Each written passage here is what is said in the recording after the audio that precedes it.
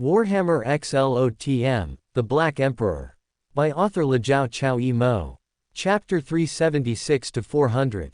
Infusion. Sander looked in surprise at the Sahaduan who had appeared. It was the first time he had encountered an alien that could survive outside of a water tank.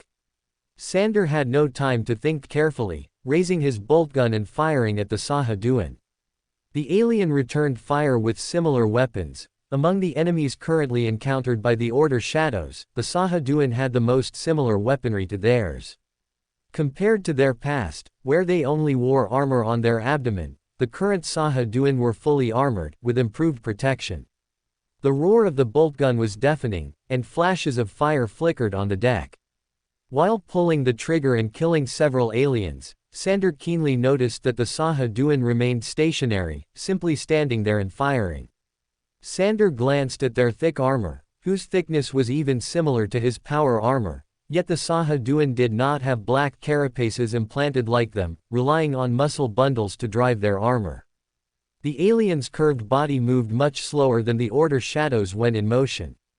Tactical maneuver. As he finished speaking, the 7th Company's standard bearer raised the banner high. As a company composed mainly of Catachan, the banner was painted with the image of a Catachan demon.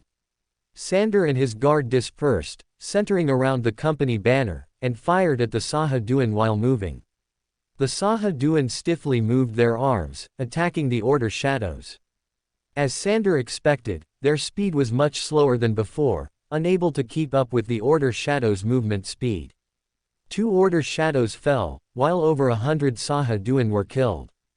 The Order Shadows moved in a zigzag pattern, advancing diagonally forward, then turning in another direction. Each person's movement distance and direction were different, but they coordinated perfectly. The 7th Company advanced in waves, breaking through the Sahaduan's lines and penetrating deep into the warship. Sander, the standard bearer, and the Order Shadows in the front row all drew their Catachan fangs, charging forward and swinging their blades at the Sahaduan. The Sahaduan drew their power swords to meet them, but the Order Shadows' attacks were swifter. Sander cleaved open the Sahaduan's blue armor with one strike, and his pupils contracted. He saw slender tubes wrapped around the alien's body. He instantly understood how the Sahaduan could survive without carrying water tanks on their backs. Open black lens bracket. Because we have always targeted the Sahaduan's water tanks for weak point attacks, they thought of wrapping the water tubes around their bodies to allow their gills to maintain breathing. But this also brought them new weaknesses, and the Order Shadows are best at striking weaknesses. Close black lens bracket. Hunter, said in the comm channel. Confirmed Sahaduan, new weakness is speed. Hunter, charged forward swiftly, the energized blade in his hand spinning rapidly, cutting a path through the Sahaduan. Sander fought his way through 4 wet decks. Suddenly, a tall Sahaduan in blue armor appeared before him. Sander charged towards him, his pupils widening sharply. The alien's speed was unexpectedly swift. He had no time to change his movement, gripping his Catachan fang tightly and slashing. The alien swung his energized blade, striking fiercely. Blades clashed, and Sander was forced back a step. The Order Shadows immediately realized that the tall Sahaduan was stronger than the other aliens, his strength was fierce, and his movements were swifter. Sander stared intently at the alien. As a Catachan, he had never lacked experiences of overcoming the strong with the weak since childhood. With skill, he still had a chance to defeat the alien. Sander swung his blade fiercely, slashing at the alien's long neck. A piercing screech of collision sounded, and dazzling light flashed in his eyes. Sander suddenly saw the Sahaduan open its mouth, revealing sharp teeth. Hunter was puzzled. Although the Sahaduan's teeth were sharp, if it tried to bite him, its neck would be attacked. Just then, he saw a blue tube exposed in the Sahaduan's throat. A jet of water shot out, directly at Sander. The wave of water hit the Order Shadow's helmet, and the viscous fluid rapidly corroded his eye lenses, causing Sander's eyes to burn and sting. The Sahaduan grinned, swung his long sword, and cut off Sander's head. Seconds later, Borti raised his hand and used his Archeo pistol to shoot a poison-tipped bullet into the Sahaduan's head. He had just aimed at another alien when the voice of a guard member sounded in the company's comm channel. Company Captain, Kia. Borti, recently promoted to Pyromaniac, held a higher position in the royal court than the other two adjutants, who were merely hunters. He knew he had to take on the command responsibility, so he issued an order. "This is Borti, mark position." "Yes, adjutant." As he replied, the divinatory box on Borti's eye lens lit up with runes. "We must pass through 2 decks, regroup the guard, follow me." Borti led his 3 squads, which included 14 Order Shadows, replacements acquired after the Order Shadows cleared out the Gorgon snake in Kos. The Pyromaniac infused his Catachan Fang with psychic energy, and the blade burst into flames. After being promoted to Pyromaniac, Borti replaced his Catachan Fang. He switched from one with an additional disintegration field to one without, so he could use the Pyromaniac's ability to add flame damage to weapons. The Pyromaniac swung his burning blade, leading the team towards the runes marked on the divinatory box. Upon reaching the target deck, Borti saw the tall Sahaduan swinging his blade, cutting off the standard bearer's head. The standard bearer's body crashed to the ground, but his left arm remained upright, and the company's banner stood tall. Just as the alien was about to swing his sword to shatter the banner, an Order Shadow let out an angry roar and charged at the Sahaduan. He swung his sword at the alien, while simultaneously reaching out to grab the banner. He would never allow the company's honor to be insulted. The Sahaduan was forced to abandon destroying the banner. He slid sideways and cut the Order Shadow in half at the waist. Just as the Sahaduan was about to shatter the banner, Borti's sword struck. He holstered his Archeo pistol, picked up the banner, and raised it high. The Catachan demon fluttered above Borti's head, and the Order Shadow's morale instantly surged, their dense barrage of bullets suppressing the alien. Borti raised his sword to meet the attack. After one clash of blades, he realized there was a gap between himself and the tall alien. The Pyromaniac's eyes flashed. He did not attack, but swung his sword to maintain a steady defense. The burning blade clashed with the blue longsword, and plumes of flame shot directly at the alien. The advantaged Sahaduan instantly launched hundreds of attacks, but failed to break through the black armor warriors' defense. He suddenly felt very hot inside, as if something had ignited him. The Pyromaniac, through the clash of blades, used infusion to gradually pour fire into the enemy's body.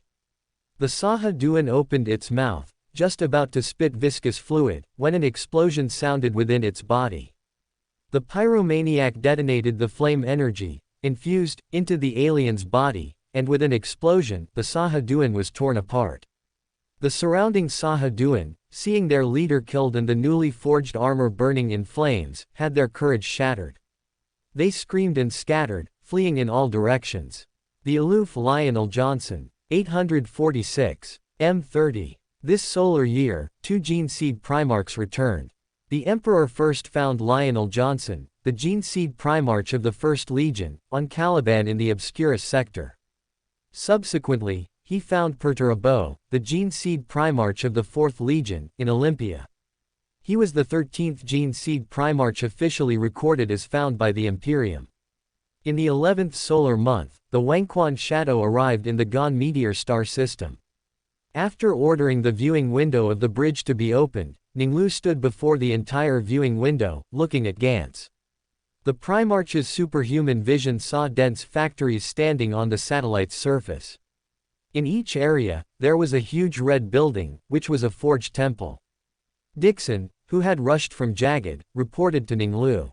"Father, the representatives from Mars have recognized Gantz as a new forge world. The sages of Gantz have agreed to provide assistance for the construction of Gon Meteor and supply the Legion." Ning Lu nodded, turning his gaze to Gon Meteor, the main planet of Gantz, which he remembered as Konor. The Primarch saw that the surface of Gon Meteor was covered with large and small, pitted craters. The Mechanicus colonists once established a colony on Gon Meteor, but 1,000 years ago, meteorites fell, destroying most of the facilities on this world.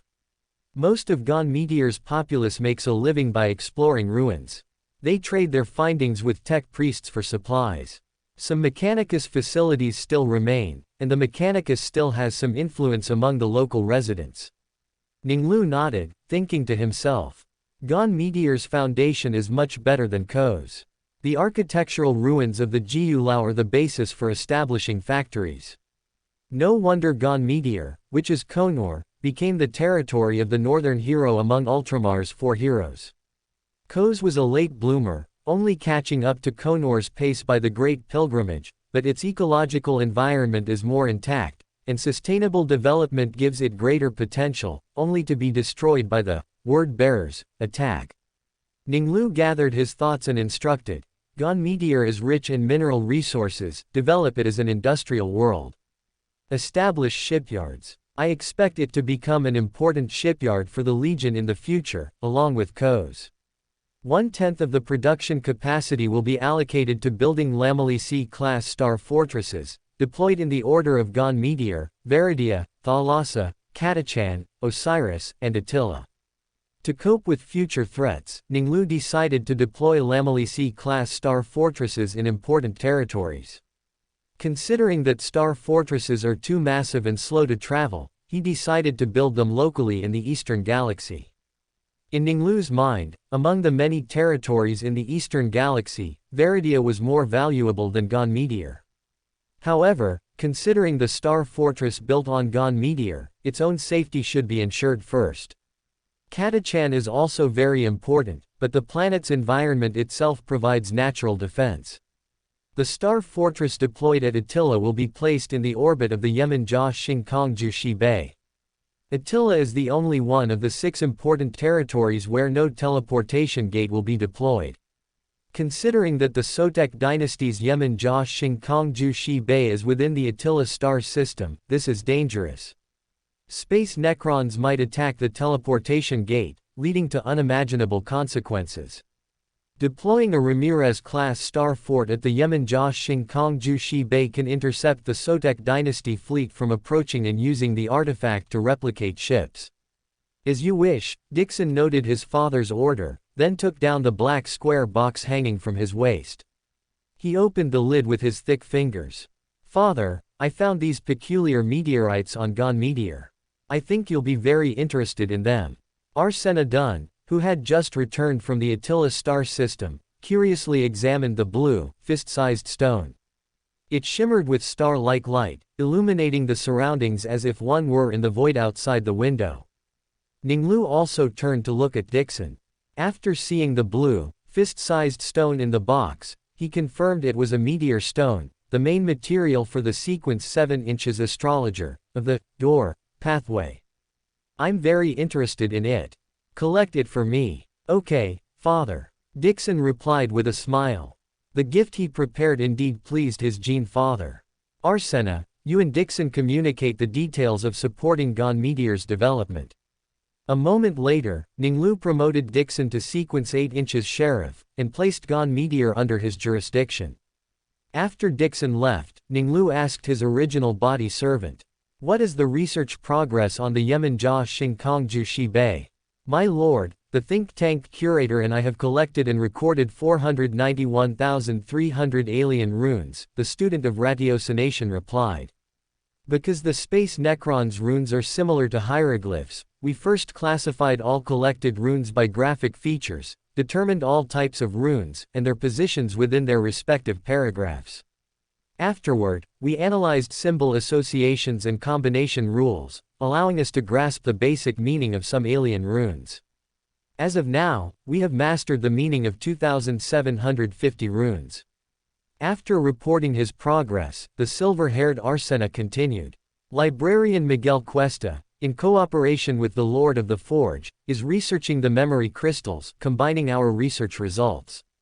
They discovered that the stone chamber is indeed the control center for the tomb specters, manufacturing and controlling their actions. They shut down the program set by the tomb technician, halting the manufacturing of tomb specters.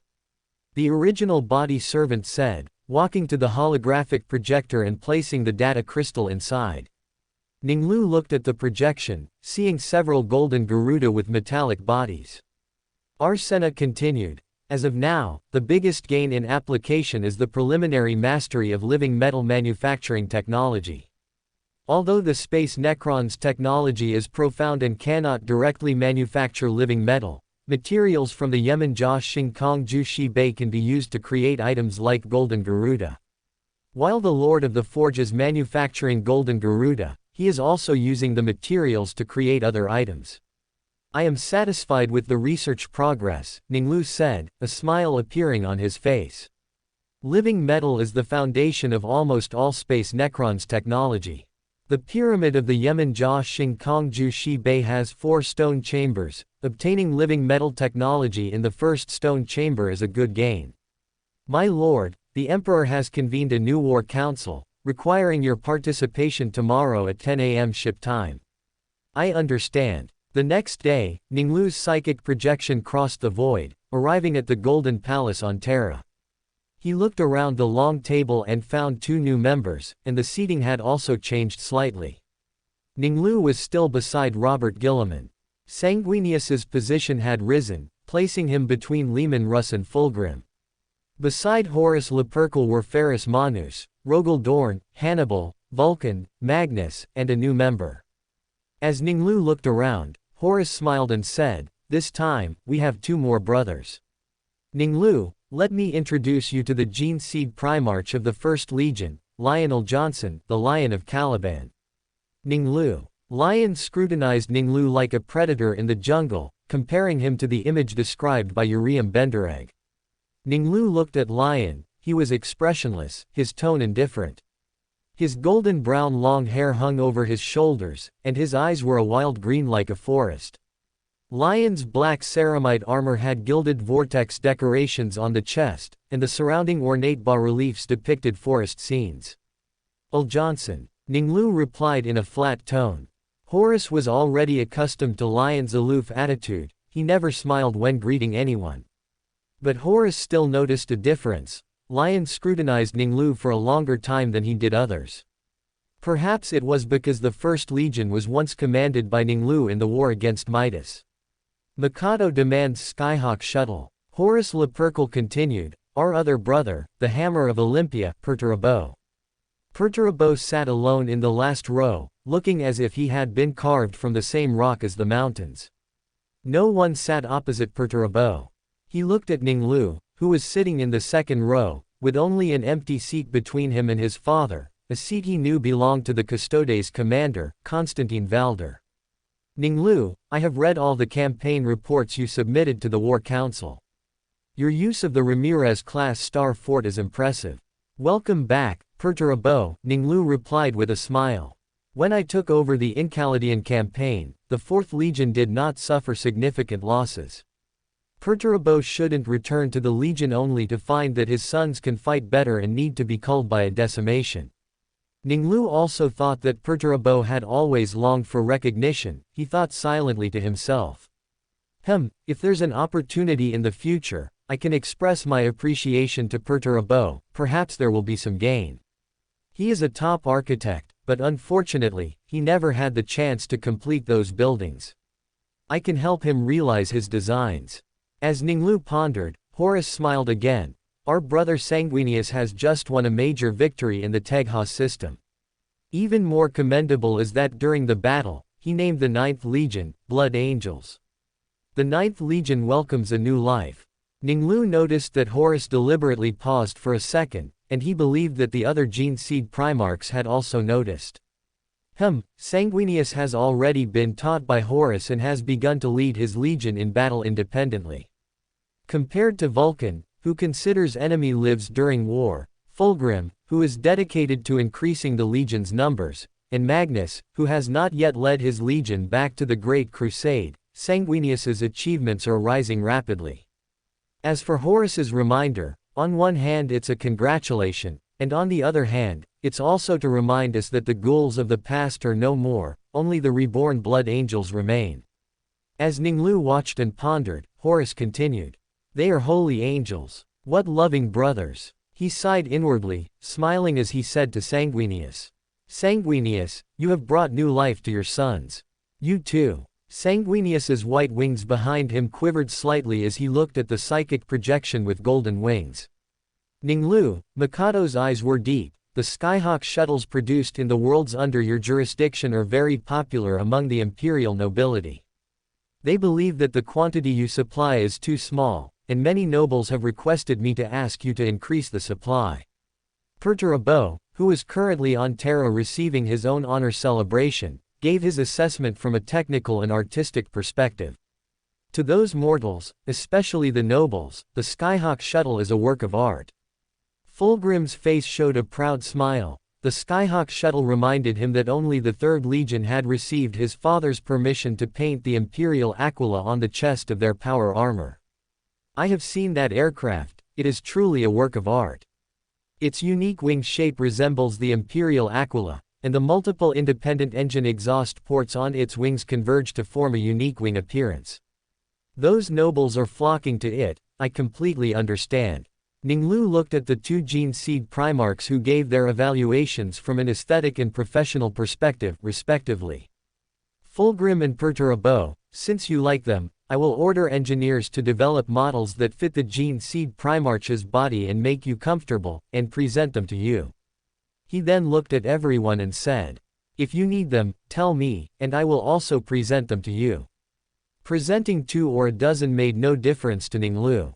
Moreover, Ning Lu believed that this was also a form of advertising. Once the nobles all knew that the Gene Seed Primarchs were riding Skyhawk shuttles, they would undoubtedly desire them even more. I would be delighted to receive such a gift, Hannibal said concisely. Riding an Skyhawk shuttle to taste gourmet food is elegant and a sign of respect for the food. The artistic structure described by Perturabo attracted me, and I am very happy to receive a gift from you, Magnus said. He was very interested in knowledge and its derivatives, art and culture. Ning Lu noticed Magnus and Perturabo exchanging glances, and the Cyclops revealed a scholarly smile. The hammer of Olympia's gaze lingered for a moment, then moved away. Ning Lu combined his memories to examine the relationship between the two. Perturabo builds friendships like forging steel. It's extremely difficult at first, but once established, it's unbreakable. Magnus, through art, after passing Perturabo's unilateral rigorous tests, became a friend, and now their friendship is beginning to blossom. He also earned the respect of Lionel Johnson, who is also suspected of being autistic and equally strict. Flashy, wizards like these. Compared to Stormbirds, they are too fragile, they would be shattered in an instant.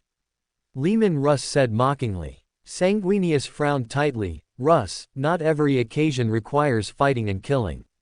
Riding an elegant aircraft to show the bright side of the Imperium to lost human brethren, making them willing to join, is a better way. Horus smiled and agreed. I would be delighted to ride an Skyhawk shuttle to meet the leaders of lost human colonies, show them the Aquila, and invite them to join the Imperium.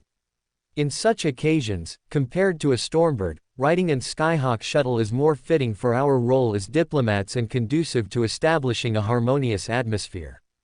The Skyhawk shuttle is indeed more suitable for diplomatic occasions, Robert Gilliman said, but the safety Russ mentioned cannot be ignored. The other Gene Seed Primarchs did not speak, they had differing opinions on the Skyhawk shuttle. Lion and Rogel Dorn had no interest in non-practical artistic items.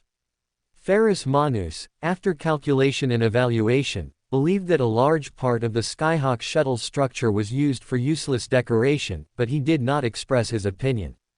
Vulcan, on the other hand, thought the Skyhawk shuttle was good, but he didn't want to ride it. Compared to a noble's aircraft, he preferred to ride a transport ship with his sons, or even ordinary citizens. Ning Lu looked around at everyone and said, Horus, Gilliman, Hannibal, Sanguinius, Fulgrim, Magnus, and Perturabo, I will have artisans meticulously craft Skyhawk shuttles and send them to your flagships. Ning Lu, also design a batch specifically for me and the Departamento Administratum, Mikado said. Horus, Sanguinius, and Robert are right, the Skyhawk shuttle is the most suitable aircraft for diplomatic occasions. But it's not limited to diplomatic occasions, in many situations, it is the most suitable aircraft.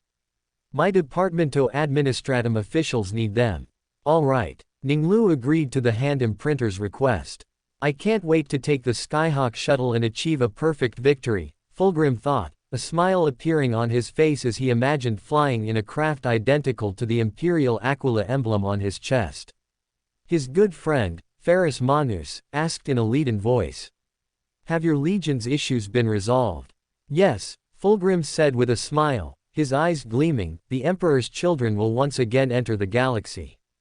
I will depart from Terra and advance northeast.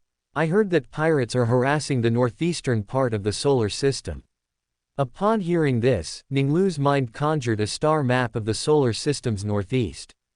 Solar system, northeast, pirates, these three words triggered Ning Lu's memory. Almost instantly, he knew the area Fulgrim had heard about was where Alicia was located. Alicia was not only the homeworld of the future elite Astra Militarum, Alicia dropped troopers but also situated on a major warp trade route in that region. Consequently, the area around Alicia was notorious for pirates and served as a haven for both human and Eldar pirates. Ning Lu realized Fulgrim might discover Alicia and thought to himself, Alicia's thriving commerce naturally leads to disputes requiring arbitration, making it suitable as a recruitment world for the first battle group. The Alicia drop troopers are also elite Astra Militarum, and Alicia's developed commerce is highly valuable. Mikado requested more Skyhawk shuttles from me, and Alicia could serve as a sales location for them in various future products. Ning Lu also considered that his battle group currently only controlled a dozen star systems centered around Necromunda. Alicia's location was even more advantageous, making it a potential new foothold. With this thought, he decided to use the divination dice to scry Alicia later. While Ning Lu was pondering, the Mars Forge director arrived precisely on time, entering the council hall at the 12th second of the last minute, a time symbolic of the god of all machines' sacred number.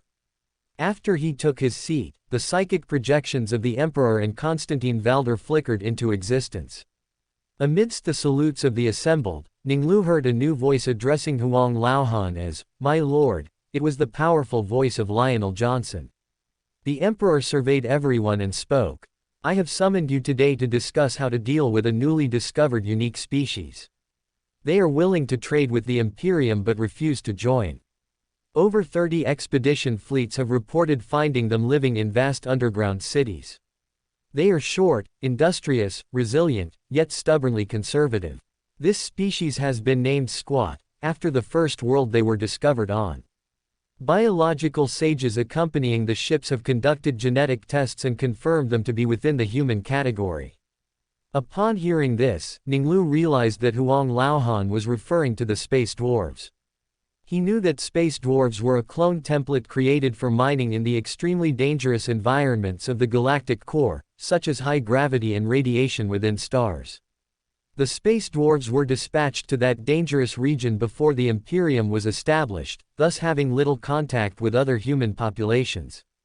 Ning Lu knew that due to the dangerous environment, few forces would enter the galactic core until the Great Rift opened, dragging many factions into the cursed scars that tore the galaxy apart. Apart from the leagues of Votan, only the equally tough and adaptable orcs ventured there. The Imperium was not actually located in the physical center of the galaxy. The galactic core region was actually located in the limit star territory. For ease of management, the Imperium of Man divided its territory with Terra as the center, effectively allocating a larger area to the limit star territory. The future limit star territory would be the largest of the 5 sectors, precisely for this reason. I remember that after the Imperium rediscovered the space dwarves, a portion of them, located on the edge of the galactic core, officially joined the Imperium of Man but retained a high degree of autonomy. Ning Lu knew that while the space dwarves did not possess the vast scale of the Imperium of Man, they could still be considered a formidable power compared to many Xenos. There were numerous alliances among them, some nominally joined the Imperium of Man, others remained completely independent, and some were hostile to the Imperium. However, even getting the space dwarves to nominally join the Imperium came at a significant cost. The Mark III iron armor was specifically developed after bloody battles in the underground cities of Squat and other worlds. Ning Lu knew that the future Mark III iron armor, from design to widespread use, was not intended to replace the Mark II Crusade pattern but was a specialized adaptation developed for boarding actions and underground combat. It sacrificed flexibility for increased defense, though not to the extreme extent of Terminator armor, and of course, it required far fewer resources to manufacture, allowing for widespread deployment. No sooner had the Lord of Mankind finished speaking than the Mars Forge director eagerly put forward the Mechanicus's demand. Their technology is unique, with many differences from the technology we currently possess. It is assessed as highly valuable. We must obtain their technology. Since the biological sages have confirmed them to be human, we should adopt a gentler approach. Vulcan admired the resilient squats. He could see the shadow of the nocturne people in these short human populations. Equally tenacious and industrious, only the nocturne people were tall, and the squats were short. Moreover, they are willing to trade, which indicates that contact can be made with them. Lehman Russ curled his lip, speaking with the demeanor of a hunter. These dwarves resist joining the Imperium. Only blood and fire can make them see reality. Another envoy should be dispatched to attempt to persuade them to join the Imperium through diplomatic means. Mikado's voice came from beneath his hooded robe. Subsequently, all the Primarchs offered their opinions, uniformly supporting Mikado's proposal. The Emperor then made a decision. Magnus, your 1,000 sons are closer, so you will be responsible for the negotiations. Ning Lu knew that the 1,000 sons were often dispatched as diplomatic envoys. This was because they were keen on collecting knowledge from various civilizations and adopted a more moderate attitude when interacting with different factions. More crucially, they would use psychic abilities to make the other party accept terms. The 1,000 sons, along with the outwardly impressive emperor's children, who sought to cultivate a perfect image, and not just the war leader Horus's shadow moon wolves, as well as the politically and diplomatically skilled ultramarines, undertook almost all diplomatic activities during the Great Crusade. But Huang Laohan miscalculated this time. The space dwarves had tenacious wills and a certain resistance to psychic powers, making them difficult for the 1,000 sons to persuade. This diplomatic mission of the 1,000 sons will fail, just like Gardener. While Ning Lu was contemplating, his gaze swept over Ferrus Manus. Gardener was a brilliant victory achieved by Manus, and it was also the battle where he realized he was a pure conqueror and not suited to be warmaster. After the battle, he personally told his good friend Fulgrim, "I want you to know that that person will not be me, and no matter who ultimately takes that position, I will support them." Ning Lu knew that Manus had a close relationship with the Mechanicus. Most of the planets he conquered during the Great Crusade were industrial worlds. Each of them was an industrial world that could meet Forge world standards, and many were even directly colonized by Jiao Lao. Measured by individual worlds, their scale and production capacity were comparable only to a few worlds among Ultramar's 500, such as Ko's. It was just that the overall number was relatively small, and like Medusa, Manus did not directly rule them but merely extracted resources and production capacity. This was also why the Iron Hands, armored strength consistently surpassed all other legions. Among the many worlds I have occupied, Vostronia, Tricon, Sepra Mundi in the Obscurus sector, and Kos, Gon Meteor in the Limit Star territory, are no worse than Manus's. Gardener is undoubtedly the most brilliant jewel Manus conquered during the Great Crusade. I can take control of it in advance and bring the 11 developed industrial worlds and hundreds of billions of people in that system into my territory. Ning Lu reined in his thoughts, shifting his attention back to the space dwarves, and spoke. The squats have already refused once. It might not be too easy to get them to join the Imperium. We should prepare in advance. I was just in the underground caves of Kos. Ning Lu subtly glanced at Gilliman, then continued. Fighting a Xenos named Gorgon Snake, I found that due to the lack of cover, underground combat requires stronger protection. He looked at the Mars Forge director. Can Mars provide new equipment for this? Ning Lu guessed that Huang Laohan would likely send his Pegasus and personally commit to the battle against the space dwarves. To gain an advantage in underground combat and reduce losses, he made a request to the Mars Forge director. Ning Lu believed that Mars, eager to acquire space dwarf technology, would be happy to provide assistance. Ning Lu, Mars naturally has the capability to provide more suitable equipment for underground combat. Before the Great Crusade began, armor with better defensive performance was already under research. When Priest Malevolus participated in the casting of Manus's armor, this project was advanced. Terminator armor named Ironclad pattern is already ready for deployment. Mars will prioritize equipping the legions participating in the fight against the squats. Ning Lu nodded. He knew that the Ironclad pattern, as the first Terminator armor to be deployed, was continuously adjusted based on feedback from real combat after being equipped by the Astartes legions. By the Great Pilgrimage, the Ironclad pattern was quite mature, with many legions having significant numbers deployed, and the Shadow Moon Wolves and Iron Hands even equipped it on a large scale. Chapter 377, Divining Alicia. After the War Council concluded, Ning Lu's consciousness returned to the worthy Shadow. He left the runic array set up by the Star Speaker and returned to his office. Ning Lu then went to the disordered country to confirm that the divination dice had been fully charged, and he decided to divine Alicia. Although he also wanted to control Gonadil in advance, on one hand, the Gonadil War wouldn't break out until 869, and that star system hadn't yet entered the Empire's sight. On the other hand, Ning Lu considered that Huang Laohan might entrust him with the war against the space dwarves, so it was not appropriate to take action against Gonadil at this time. He knew that Gonadil had a relatively complete history since the Age of Strife. Over 5 millennia, they had repelled invasions from powerful alien enemies countless times, even growing stronger and counter-attacking, influencing several neighboring star systems. Gonadil possessed formidable industrial strength, and its ruling class consisted of warlike and capable military nobles. In Ning Lu's memory, although they negotiated with the Empire, it was merely a deceptive tactic, and war was likely to break out. Once war broke out, it would be difficult to preserve the complete industrial facilities while minimizing losses. Ning Lu knew that Gonadil not only possessed Rhino and Predator variant STCs but could also mass-produce four-legged mechs as tall as Warhound Titans, but larger. Each walking mech could rival the Titans of the participating Flamerot Legion, and their numbers could overwhelm an entire Titan Legion. The peak combat strength of the Gonadil people was also not low. They possessed longevity technology superior to the Empire's, and their trained warriors had extensive combat experience.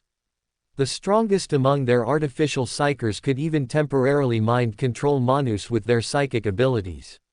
Later, a lord of Gonadil, over 3,600 years old and an assassin with incredibly rich combat experience, launched an assassination attempt on the Gene Seed Primarch, combined with mind control, which once put Manus in a somewhat disheveled state.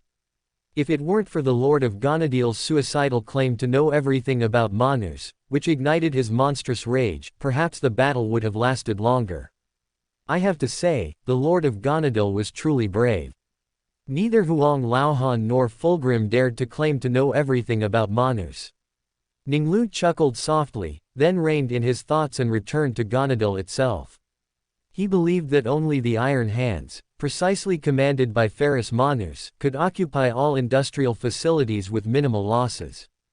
During the Great Crusade, Manus, in addition to conquering industrial worlds, had been collecting various technologies across the galaxy with the Jiao Lao.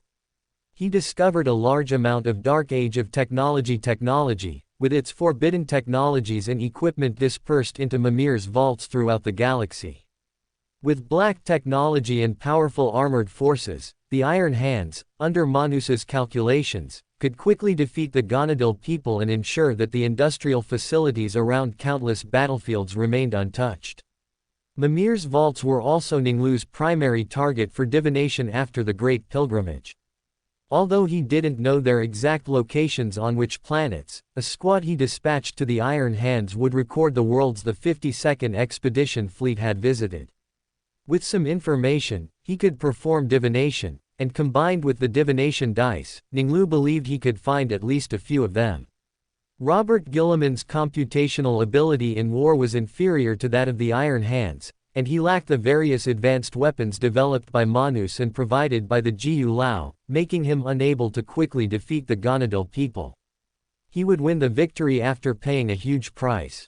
The First Legion possessed many forbidden weapons given to them by Huang Laohan, but those weapons were difficult to control, and they would not perform comprehensive and precise calculations like the Iron Hands. After their victory, they would only leave behind vast ruins, and Gonadil's production capacity would be severely damaged. It's certainly not easy to preserve complete industrial facilities like Manus did. But I know the situation in Gonadil, and I have extraordinary individuals I can deploy, so I can also achieve it. Actions against Gonadil should be taken before the Second Randan War.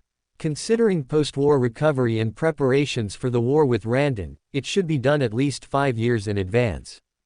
After considering the matter of Gonadil, Ning Lu's mind quickly flashed through the information he knew about Alicia. Alicia is a verdant civilized world, with countless barren satellites, gas clouds, and asteroid belts within its star system. Aside from being a warp route with immense benefits, the complex environment of the star system, which allowed for easy concealment, was also a significant reason why pirates congregated in the area. After all that Ning Lu knew about Alicia flashed through his mind, he silently recited in his heart. Osiris's star map to Alicia. After reciting it 11 times, he extended his hand and tossed the divination dice. After rolling several times in the air, the triangular prism landed in Ning Lu's open hand, and a holographic projection-like scene unfolded before his eyes. Ning Lu noted down the star map and then input it into a data crystal. Subsequently, he returned to the real world and had John perform the divination. The brain cat picked up a pen and paper, gripping the quill with his paw, and scribbled on the parchment. John silently recited the phrase, noting down the information on the paper, over and over again. After 11 times, John grabbed the parchment and leaned back on his wooden bed. The machine outlined a sphere of light in his mind, his eyes turning deep black, and he quickly entered a meditative state. The surroundings immediately became ethereal. Above, unseen things and colored lights seemed to extend endlessly. The machine allowed himself to fall into a deep sleep in this state, his consciousness wandering the warp, gaining revelations. Everything began to blur. The machine was half awake, half dazed. In the twisted, illusory world, the machine saw countless long, elegant warships sailing towards the verdant planet. Before John became a monster, in his ignorant state, he had vague memories of the Sam Khan arc. He often saw these warships flying by. Now, with intelligence comparable to an Astartes, he could clearly recognize them as Eldar warships. At the same moment, Ning Lu, through a psychic link, saw the images of John's dream divination. Open black lens bracket as expected, Alicia is once again being plundered by Eldar pirates. If the timing is right, this is an even better opportunity to win the loyalty of the people of Alicia. Close black lens bracket. Thinking of this, Ning Lu immediately went to the third layer of space, his spirituality extending towards the golden sphere of light. He saw Howard Fend sitting at a table, reviewing a report on a datapad in his hand. Ning Lu confirmed that no one was around, and with a thought, he pulled Howard into the disordered country. Black mist rose, and Howard found himself enveloped by it. He looked up into the depths of the black mist and indeed saw the Black Emperor seated on his throne. My lord. Ning Lu nodded slightly. What is the current situation of Osiris? The situation in all 11 star systems has stabilized. The last time an Osiris mind control seed was discovered was 10 solar months ago. Ning Lu's mind stirred, and telekinesis sent a data crystal in front of Howard. Depart immediately for Alicia. It is a suitable recruiting world for your chapter. The people of Alicia, through their long resistance against pirate raids, have accumulated rich experience in ship-to-ship combat. They will make excellent ship officers and sailors. Rapid strikes combined with orbital and aerial support are their effective methods against cunning pirates. Your chapter should absorb talent in this area and form the Alicia Airborne, to serve as an auxiliary army, fighting alongside the chapter. Howard's hand caught the data crystal, and he bowed, saying, "As you command, my lord." After sending Howard back to Osiris, Ning Lu again extended his spirituality, touching the shining blue sphere of light. He saw St. Diago Borgkamp lying in a white medical pod. I had him research how to open the Carium Gate. Did he get injured during the mission? The Carium Gate was originally opened by Lion after some effort, so there might be some danger that a demon-type psyker and trickmaster, like St. Diago couldn't handle. Welcome to Fanfic Audiobook, your go-to place for immersive audiobooks. If you enjoy the content, don't forget to like the video and subscribe to our channel for more amazing stories. And please support the author by link in description. Ning Lu returned to disordered country, 5 hours later, ship time. He found St. Diago Borgkamp had returned to his captain's quarters, and once alone, pulled him into disordered country. St. Diago was engulfed by black mist. He froze for a moment, then regained his senses. As a demon-type psyker, he could confirm that the power that pulled him into the mysterious space was unrelated to the warp. Open black lens bracket. This is the Black Emperor's power. Close black lens bracket. He looked at the throne high in the depths of the black mist, bowed, and saluted, "My lord." "You're injured." St. Diago heard the Black Emperor's concerned inquiry, and a warm current surged through him, as if he were bathed in sunlight. "Thank you for your care, I am fine." "What happened?" Ning Lu asked. "My lord, I followed your command to reactivate the Carium Gate," St. Diago replied. "After using psychic equipment to detect, I found that reactivating 2 opposing space stations would activate the dormant Carium Gate, expected to allow ships to complete warp travel within at least 500 light-years. After inspecting all the circular space stations, I determined that the upper and lower opposing space stations were in the best overall condition, so I prioritized repairing this pair of space stations. After repairing the space stations, I commanded a frigate to enter the Carium Gate for a trial run, and I encountered a massive creature inside." "What creature?" Ning Lu asked. The ship's scanner showed that its overall appearance resembled a whale, a marine creature from ancient Terra legends. The scan results showed that its body length actually reached 3,200 kilometers. Ning Lu knew of 2 types of giant whale-like creatures. One was the sky whale encountered by Commissar Kane in the future at Blythe. It lived in the atmosphere, and the locals domesticated this gentle creature as a beast of burden. With a body length of 3,200 kilometers, it could only be a void whale. Compared to it, a sky whale was like a plankton compared to a whale. Ning Lu's most profound memory of void whales was during the future Nurgle War, when Nurgle used the 7 void whales he dragged into the realm of chaos during the Eternal Night Cataclysm, as plague arcs, crashing them onto what he considered the blasphemous land, Alicia. He knew that void whales moved through the darkness of space, sometimes riding the supernatural waves of the warp. Open black lens bracket. Could it be that a void whale drifted with the current, swimming to the Carium Gate, and got stuck there? Close black lens bracket. As soon as we finished scanning and were trying to figure out how to deal with this behemoth, countless winged creatures suddenly flew out from it, attacking the spaceship. Ning Lu nodded slightly. He knew that due to their immense size, these warp creatures possessed their own ecosystem, inhabited by various insidious beings. He thought to himself, open black lens bracket, if it really is a void whale, it's no wonder Lionel Johnson had to personally enter the Carium Gate to deal with it. Close black lens bracket. Although he knew that in 877 M41, a terrifying mutated void whale emerged from the warp, and Wolf Lord Cragdom carved a bloody path through its body, setting thermal charges on its vital organs to detonate the gas sacs within it. But this method would cause warp turbulence, which clearly couldn't be used at the Carium Gate. St. Diago's psychic power was not yet strong enough to teleport a void whale to another location. "I will set off immediately for the Carium Gate." Ning Lu gazed at St. Diago, finding that his astral body's multicolored light was balanced and stable. Most sequences, after digesting the potion, had a pure, single color of light, but Trickmaster should be different. "Have you mastered the power of a Trickmaster?" St. Diago pondered for a moment before replying.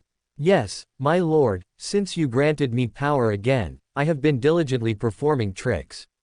And, just as when I was an apprentice, about a month ago, I felt something inside me shatter. I think I am now a true trickmaster. When you return, perform a prayer, and I will bestow new power upon you. Ning Lu finished speaking and sent Saint Diago back to the real world.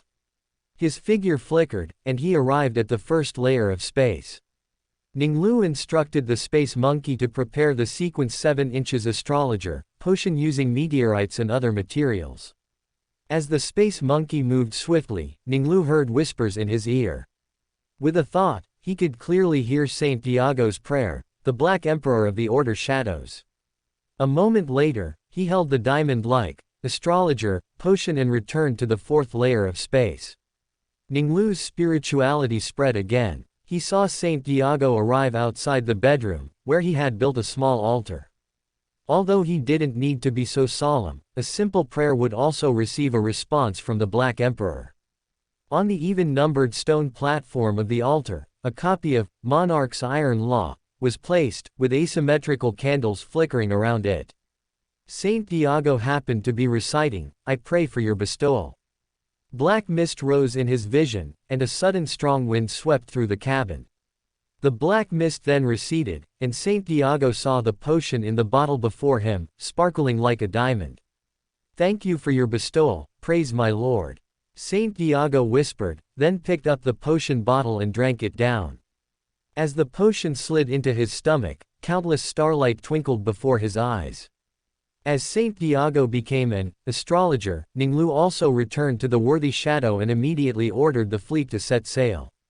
Since the Gone Meteor system had not yet built a warp gate, the fleet first spent 2 standard ship weeks to reach the Veridia system. Then, it spent another 12 weeks to emerge from the warp gate just completed at the Carium Gate. The first battle group, which departed at the same time, was still en route. Navigators calculated that the journey of first passing through the warp gate to Vostronia, then to Necromunda, and finally to Alicia, would take longer than direct navigation. The warp gates could only slightly shorten the journey, on the order of weeks. Unlike the Carium Gate, which could shorten the journey by tens or hundreds of times. Its greatest advantage was that it was unaffected by warp turbulence and would not be interrupted by warp storms. Upon arriving at the Carium Gate, Ning Lu, accompanied by Arsena Dun, was led by Saint Diago, and boarded a destroyer flying towards the Carium Gate. On the destroyer's mid-bridge, the Gene-Seed Primarch looked at the Carium Gate through the observation window. A series of interconnected space stations, linked by massive, thousands of meters-long cable bundles, resembled a sprawling necklace. The gate's range was vast, and once activated, it was large enough for an entire expeditionary fleet to travel through it. In his warp vision, the ringed surface within the necklace shimmered with dazzling light. Following the light, the Gene-Seed Primarch traced their origin, seeing that they originated from the 2 opposing space stations, one above and one below. The space station's ether generators operated at high speed, injecting energy into the warp gate. In the Baron of Corruption's vision, the Carium Gate was a riot of colors, with countless lines crisscrossing the entire area. The shield closed, and the bridge entered the warp gate. A massive creature blocked the entrance, obstructing the path forward. Chapter 379. The Buried Truth. At Carium Gate, in the barrier between the real world and the warp, a rainbow glow appeared at the contact point between the void whale and the barrier. It was constantly stretched and deformed, but it failed to break through the barrier. A stormbird flew out of the destroyer and headed towards the void whale. Arsena Dun looked in astonishment at the colossal creature, whose body seemed to stretch endlessly, his eyes filled with shock. Only the warp, which contains infinite possibilities, could house such a massive creature.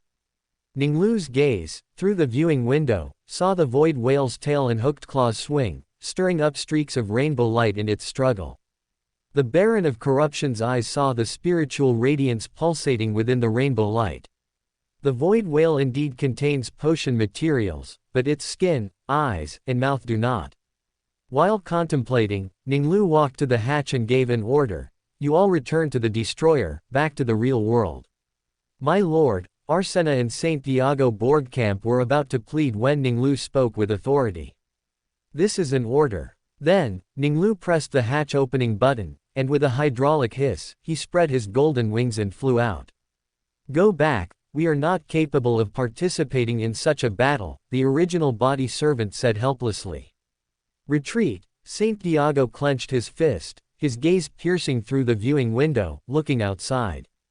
He saw countless monsters with razor-like wings flying towards the Black Emperor.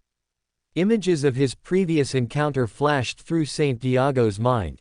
They crashed into the frigate, their sharp beaks, as long as their bodies, continuously poked at the hull. They drilled through the ship's shields and hull, swarming into the ship like locusts. Now, the razor-winged monsters in St. Diago's sight were even more numerous than that day, covering the entire area, even overshadowing the massive whale-shaped monster. Just then, golden flames ignited in his vision.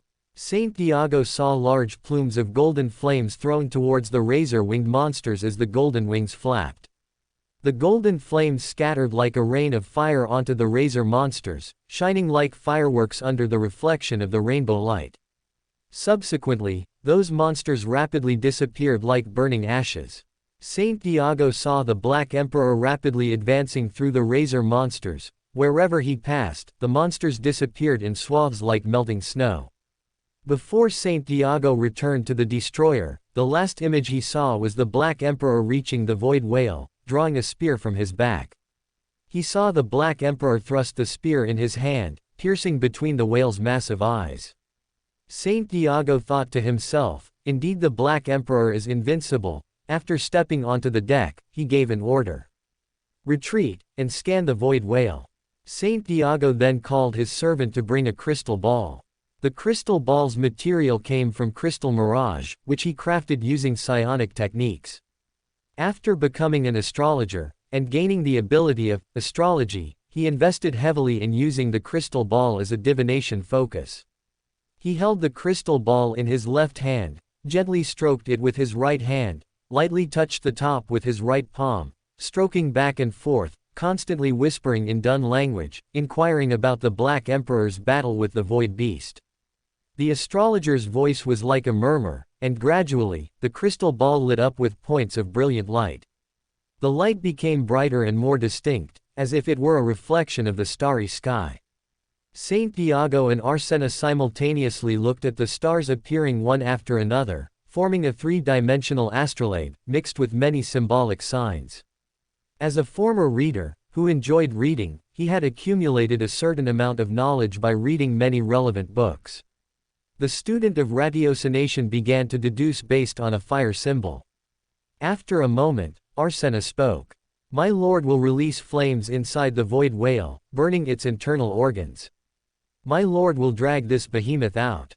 The astrologer affirmed, "Indeed, my lord will use psychokinesis to drag it out of the gate."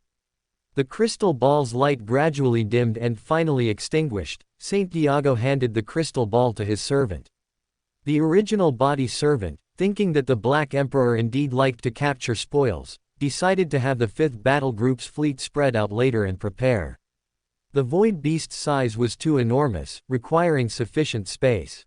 At the same moment, Ning Lu incinerated countless flying monsters parasitic within the Void Whale, then repeatedly stabbed between the Void Whale's eyes with Jushin's spear more than a dozen times, opening a large hole, before flying into the Void Whale's body. The Baron of Corruption did not release flames as the astrologer had divined through spiritual divination. Inside the 3,200-kilometer-long Void Whale, a forest of shimmering light stood. On the golden trees, fruits shaped like eyeballs grew. Ning Lu instantly recognized them as golden eye fruits, the main ingredient for the psychiatrist potion, sequence 7 of the Dreamer pathway. He casually threw Jushin's spear inside the Void Whale. Light and shadow flickered between the Gene Seed Primarch's eyes, and psychokinesis spread, uprooting each golden tree along with the red flesh and bringing them back to disordered country. The golden trees hung down into the second layer of the disordered country. After multiple practices, he had begun to master the method of constructing environments with spirituality. After advancing to Baron of Corruption, Ning Lu had stronger control over the disordered country and became more proficient in constructing environments using threads of rules. In the Baron of Corruption's analysis, the rock-like flesh, soil, rapidly decomposed into its most basic threads of rules. With a thought, spiritual energy surged forth as he raised his hand. The spiritual energy rapidly condensed into red, earthy, blood-like flesh, filling the gaps between the golden trees. The spiritual energy consumed by Ning Lu in constructing the environment in the disordered country was significant for him during his barbarian period, but for him now, it was not large, almost balancing with the recovery speed of the Crimson Chain. He returned to the real world, advancing over 20 kilometers, sending one golden tree after another into the disordered country. Suddenly, his surroundings abruptly changed. Blue grass-like plants grew on the crimson plain. Cow-like creatures with 5 curved horns, wagging their tails, galloped across the grassland. After confirming they were not potion materials, Ning Lu continued to fly forward. He then saw crimson lakes, mountains of bones. Ning Lu couldn't help but think, the inside of the void whale truly is diverse, all kinds of terrain can be found. While contemplating, his vision suddenly changed again, and a crimson swamp appeared before him. Countless snake-like plants emerged, swaying their heads, and a shower of thorns shot towards Ning Lu. The main material for the Sequence 6 Feet Potion Professor is the blood-sucking thorn tree. The Gene Seed Primarch raised his left hand, conjuring a force field shield in front of him. Bang bang bang. A continuous series of impacts sounded, and then they fell. Ning Lu traveled back and forth to the disordered country countless times, sending the potion materials he encountered into it. He found that the closer to the central area, the more dangerous the creatures and the higher the potion grade. Jushin's spear repeatedly appeared in his hand, and after being thrown 3 more times, he flew to the center of the void whale. Ning Lu saw a titan-like giant sheep-shaped monster appear ahead. Chapter 380, Mythical Creature Self-Detonates Its Flesh. Ning Lu looked at the goat-like creature, which had 3 heads growing from its neck. Besides the head facing Ning Lu, the centers of the other 2 heads were aligned with the 2 horns extending backward from the front head. It also had 13 legs, 5 pairs of which were evenly distributed on both sides below its abdomen, while the other 3 were triangularly arranged below its heads, supporting them. The Gene Seed Primarch keenly sensed that the blood-red monster before him was not easy to deal with. He drew Jushin's spear with his right hand but did not approach the opponent. Ning Lu raised his left arm, and the bolt gun mounted on his gauntlet aimed at the blood-red monster, unleashing a dense barrage of bullets towards the 3-headed goat monster. Boom, boom, boom. As the bolt guns roared, large chunks of the goat monster's flesh were blasted into a puddle of mud. Its defense is so weak. This doesn't match the level of threat I sensed. Ning Lu was quite surprised to see the goat monster so easily wounded. The next instant, his black eyes flashed, and the entire inner wall of the void whale's flesh beneath his feet began to churn. Ning Lu's body swayed, rising and falling amidst the rolling waves of flesh. His golden wings vibrated, and he cautiously floated into the air. Ning Lu saw the 3-headed goat monster's 13 massive legs and flesh writhing together, followed by its abdomen, where huge craters had been blasted. This monster chose to make its home inside the void whale. Could it be because it can provide it with nearly endless flesh? It can manipulate flesh, but I didn't sense warp energy, so it's not using biokinetics psionics. Could it be an extraordinary creature from the Hanged Man pathway? The Baron of Corruption searched for spiritual radiance on the giant creature, and he then saw the 3 heads on the grotesque head emitting a bloody light. His heads are glowing with spiritual light. They should be potion materials, but the other parts are not. As Ning Lu pondered, hundreds of thousands of flesh tumors of varying sizes swelled on the goat monster's body.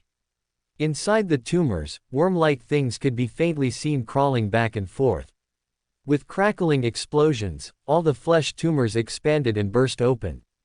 The goat monster sharply lowered its head, and lumps of flesh, the smallest the size of an ordinary person's fist, the largest like a cannonball. They formed a storm that swept the surroundings, carrying a Xing Chou odor, attacking like a tempest. Flesh Bomb. Ning Lu immediately confirmed that this was an ability from the Hanged Man pathway, also dedicated to manipulating flesh, but there were differences between the two. Biokinetics psionics control the opponent's flesh, while extraordinary beings of the Hanged Man pathway can both control opponents and attack with their own flesh. Countless flesh bombs flew rapidly towards Ning Lu, and his black armor made sizzling sounds, as if it had been thrown into a corrosive solution. The Gene Seed Primarch also keenly sensed that something supernatural was trying to burrow into his body. The Gene Seed Primarch's superhuman body resisted the surging power of flesh, and the force attempting to alter his body seemed to encounter an invisible obstruction. Light and shadow flickered in the Gene Seed Primarch's eyes, and telekinetic power erupted. Bang! Bang! Bang! Countless flesh bombs exploded in midair, turning into puddles of bloody mist amidst the detonations. Ning Lu's golden wings flapped behind him, and a golden flame vortex centered around him rapidly expanded, engulfing the 13 massive legs in a single breath. He wielded the flames, concentrating his sweeping attack on the goat monster's massive legs. Firstly, the Gene Seed Primarch had keenly noticed that when it absorbed flesh, the parts of its massive legs in contact with the void whale absorbed the fastest. Secondly, the Gene Seed Primarch did not want to damage the 3 heads, which were clearly valuable potion materials. The goat monster let out a mournful cry. Large areas of its flesh rapidly disappeared, only to be reshaped again. The power of the Burning One's fragments contended with the goat monster's flesh regeneration ability. As soon as a part of a massive leg recovered, it would immediately dissolve.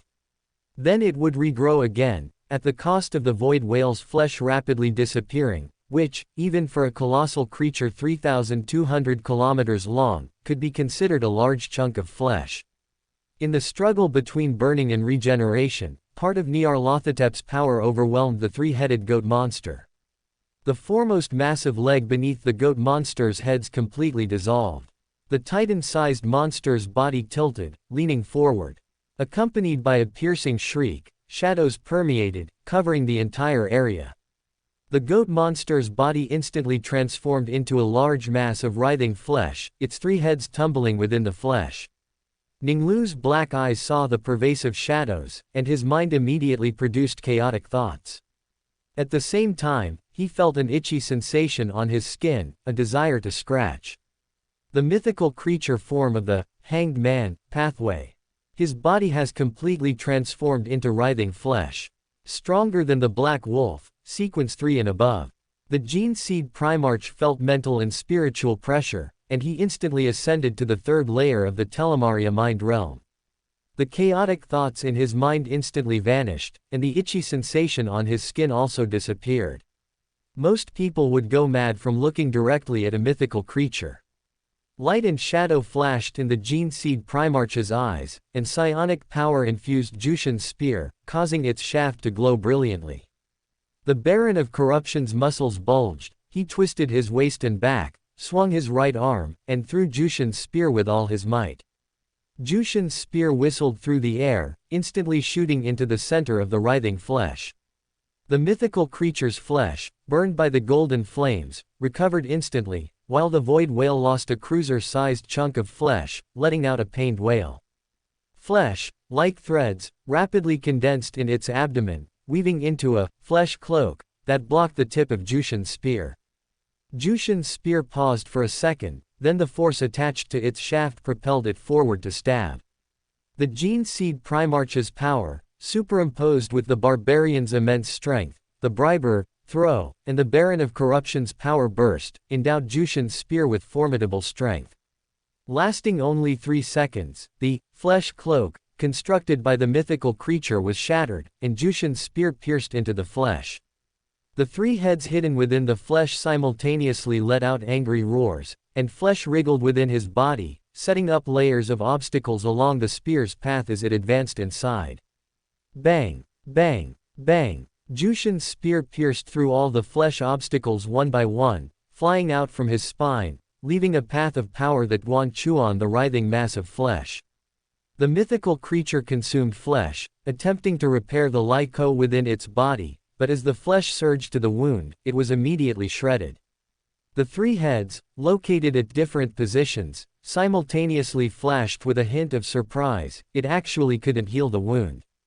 At the same moment, Ning Lu spread his wings and flew up, golden flames sprinkling onto the mythical creature's body. The mythical creature knew that the golden-winged human was going to retrieve the terrifying spear, so its body churned, and tens of thousands of blood bombs condensed, the smallest of which were cannonball-sized. A sky full of flesh bombs stirred up a Xing Cho storm, smashing towards Ning Lu. Ning Lu's wings flapped rapidly, and golden yellow flames collided with the flesh bombs, erupting in piercing explosions. Ning Lu instantly ascended to the top of the void whale's massive internal space, grabbing Jushin's spear with his right hand. He threw it with all his might, then caught it again below. Deep grooves crisscrossed the mythical creature's body. The mythical creature let out continuous howls. It felt that its special form was about to end. The mythical creature felt fear. It couldn't defeat the golden-winged black-armored giant, and once its special form ended, it would almost instantly face death. The mythical creature's three heads, with a look of determination in their crimson blood-red eyes, instantly gathered together, then detonated their entire remaining body, excluding the heads. In its long life, it had also suffered fatal crises, and it had escaped by detonating its body. As long as a single cell remained, as long as there was flesh around, it would recover. Although its body was full of ravines, more than 3/5 of its remaining body still remained.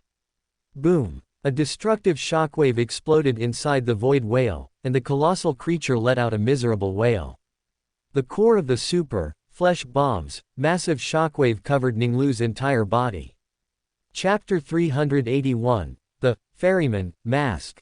The mythical creature detonated most of its body, releasing a super giant flesh bomb, whose shockwave struck Ning Lu's body directly.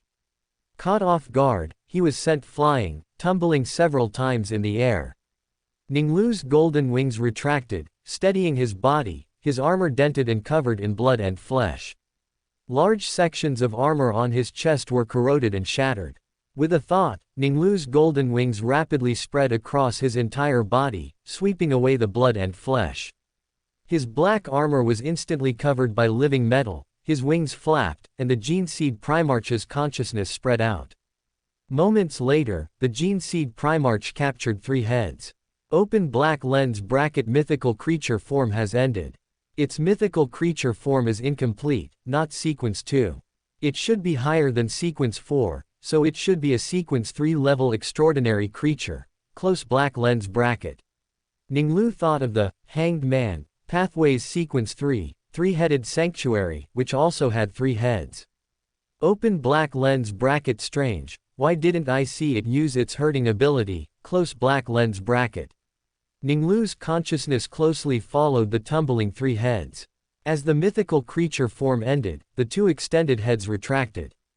The entire head tumbled within the void whale, three large mouths opened, and blood and flesh poured into them.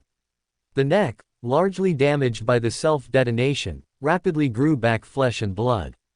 Ning Lu flapped his wings, and at the same time, thought to himself. Open black lens bracket. There are three possibilities. One possibility is that there are no souls it fancies inside the void whale.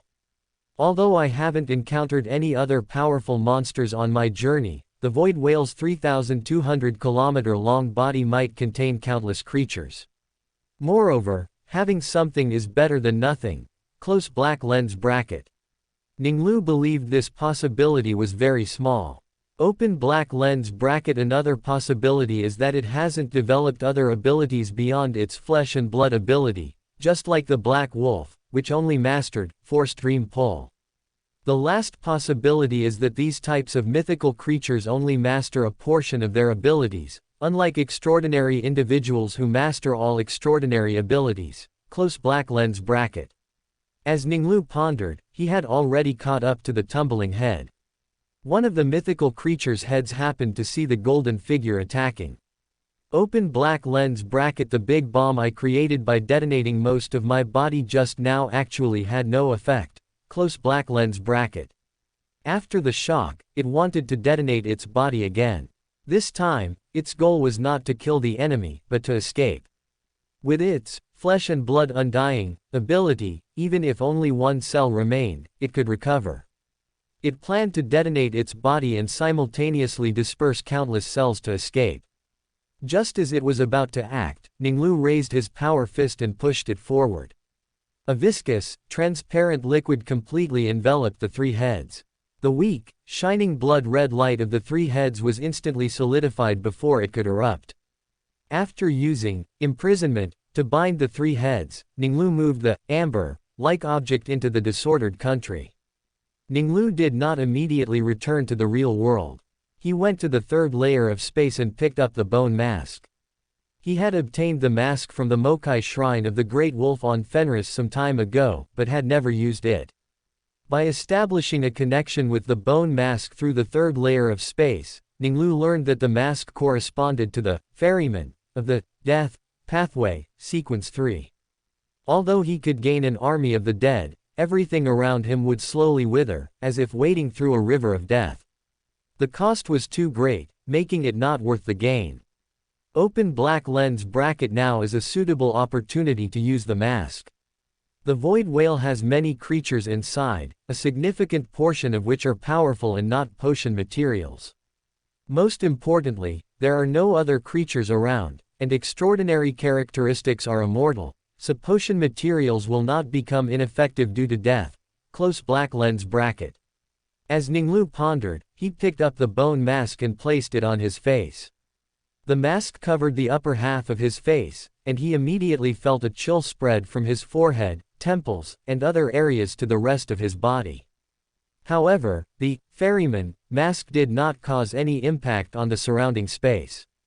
Ning Lu then returned to the real world, and a cold wind blew up without warning. The Gene Seed Primarch could keenly sense the surroundings rapidly becoming cold. The void whale's flesh and blood turned grayish-white, beginning to slowly wither. With a vibration of his golden wings, Ning Lu flew forward at high speed. In a flash, he had rapidly passed 5 kilometers, and a group of all blue toad-like monsters appeared in his sight. In Ning Lu's sight, there was no spiritual light on them at all. The spiritual energy of the Baron of Corruption spread towards the bone mask. Whoosh, whoosh, whoosh. A cold green mist rapidly spread, enveloping the entire blue toad population. In the green mist, pitch-black eyes devoid of any life made the blue toads shiver all over. An invisible, giant claw appeared out of thin air, striking the ground beneath the toads. Accompanying terrifying screams, a green mist rose, transforming into a bizarre gate. Creak. The illusory gate opened, and green vines stretched out, vying for precedence. The vines wrapped around the bodies of the blue toads, pulling them towards the gate. The green toads struggled in panic, their forelimbs tightly gripping the flesh. More vines spread over, tightly coiling around them. Accompanied by cries of fear, one by one, the blue toads were pulled into the gate. Clang! The illusory gate closed, and all the blue toads were dragged into the illusory gate. Ning Lu flapped his wings and flew forward 4 kilometers. He stopped in the air. Below him was a group of crab-shaped creatures. They also had no spiritual light on them. Ning Lu's spiritual energy once again spread towards the bone mask, green mist rose, and the illusory gate opened. Countless vines spread out, reaching for the crab creatures. The straight-moving crab-shaped creatures let out piercing screams. They swung their pincers, fiercely stabbing into the rock-like flesh of the void whale. Dozens of crab-shaped creatures were pulled up by the vines and dragged into the gate. But there were even more crabs, their pincers creaking, stubbornly clinging to the flesh rock. At this moment, from within the void gate, toads with grayish-white skin jumped out. As they leapt, they spat green viscous liquid onto the crab pincers. Amidst crackling sounds, the crab pincers were corroded and melted, and the crab-shaped creatures could no longer resist the pulling force of the vines. With a whistling sound, they were dragged into the illusory gate. Ning Lu continued to fly forward, collecting potion materials while using the ferryman mask to accumulate undead creatures. At the same time, the Void Whale, having lost large sections of its flesh and blood and being affected by the ferryman's decaying power, rapidly approached death. He rushed all the way to the Void Whale's tail, piercing a passage with Jushin's spear. After flying out of the Void Whale's body, he turned around and looked at the Void Whale. The Gene Seed Primarch discovered that the Void Whale had died. He flew to the Void Whale's tail, ascended into Magnus's seventh layer of mind, and his mental power surged out. The seventh layer of mind created by Magnus could directly use mental power to lift heavy objects. Light and shadow flickered in Ning Lu's eyes, and psychokinesis stacked up. The Void Whale's massive body began to move, and under the push of the warp tide in Ning Lu, it drilled out of Carium Gate. The 5th Battle Group's fleet scattered according to the original body servant's command.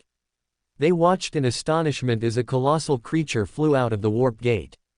The entire process lasted for 2 full standard days.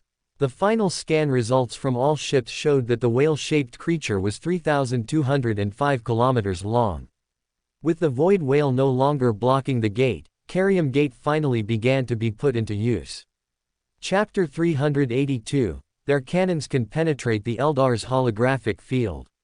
Solar System, Alicia. Nuno Bellardo, commander of the Alicia Defense Fleet, sat at his console, quickly surveying the void battlefield. His fleet, following his orders, reached their designated positions and launched an attack on the Eldar pirates. Through countless battles against Eldar pirates, Alicia had found a viable method of attack. The ships would split into 3 formations. The frontal formation consisted of heavily armored cruisers, dispersed to draw Eldar fire. The flanks, centered around frigates, had destroyers rapidly advancing. Due to their differing speeds, they formed an inwardly curved line, launching a dense charge. Frigates and destroyers were equipped with a large number of torpedo tubes to replace cannons. Unable to confirm the enemy ship's location, Alicia's fleet chose to use torpedo saturation to maximize the chance of hitting Eldar warships. Bellardo checked the feedback from all ships, all indicating hits on target. A slight smile involuntarily appeared on his lips. A fleet forged into an elite force through constant harassment from humans and various Xenos in the fires of war. From officers to sailors, from torpedo operators to technicians, even those at the lowest deck yearning for work, all were excellent crew members, no less skilled than the Void Children born on ships. Those clans who had lived on ships for generations could even compensate for the speed difference between their ships and Eldar vessels through experience and the tacit coordination brought by their bonds. Although the entire fleet perfectly executed his battle plan, not a single ship reported hitting an Eldar vessel. Bellardo and the ships of Alicia knew that what they hit was likely an illusion created by the Eldar's holographic field. It wasn't until his adjutant and ship officers confirmed the destruction of 5 Eldar warships by detecting the environment and comparing data that Bellardo felt relieved. He let out a sigh of relief, thinking to himself, the Eldar pirate fleet has about 20 warships.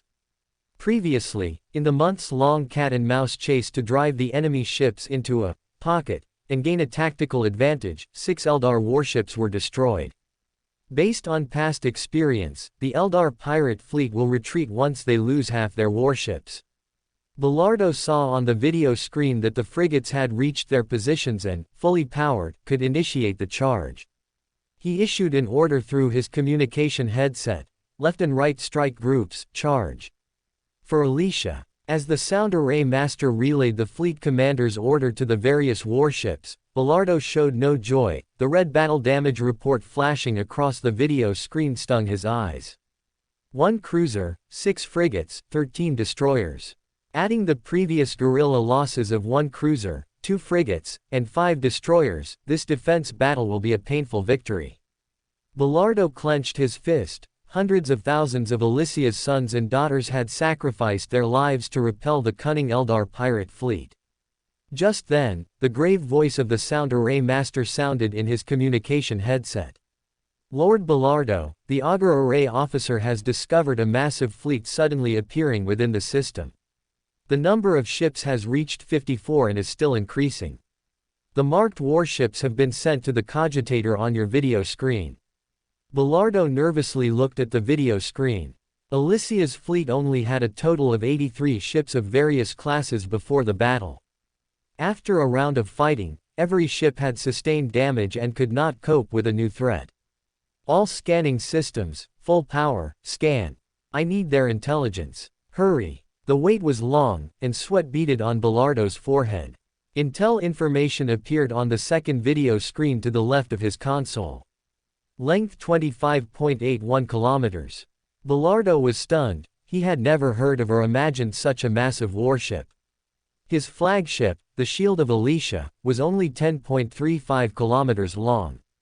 Belardo tapped his finger on the video screen, examining the complete image reconstructed by multiple scanners. What a void behemoth! Its overall form is Gothic in style. Could it be a human faction? As Belardo thought of this, the sound array master's voice sounded in his communication headset.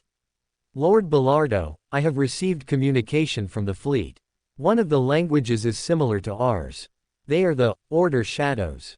Belardo listened to the sound array master's briefing while observing the battle in the system.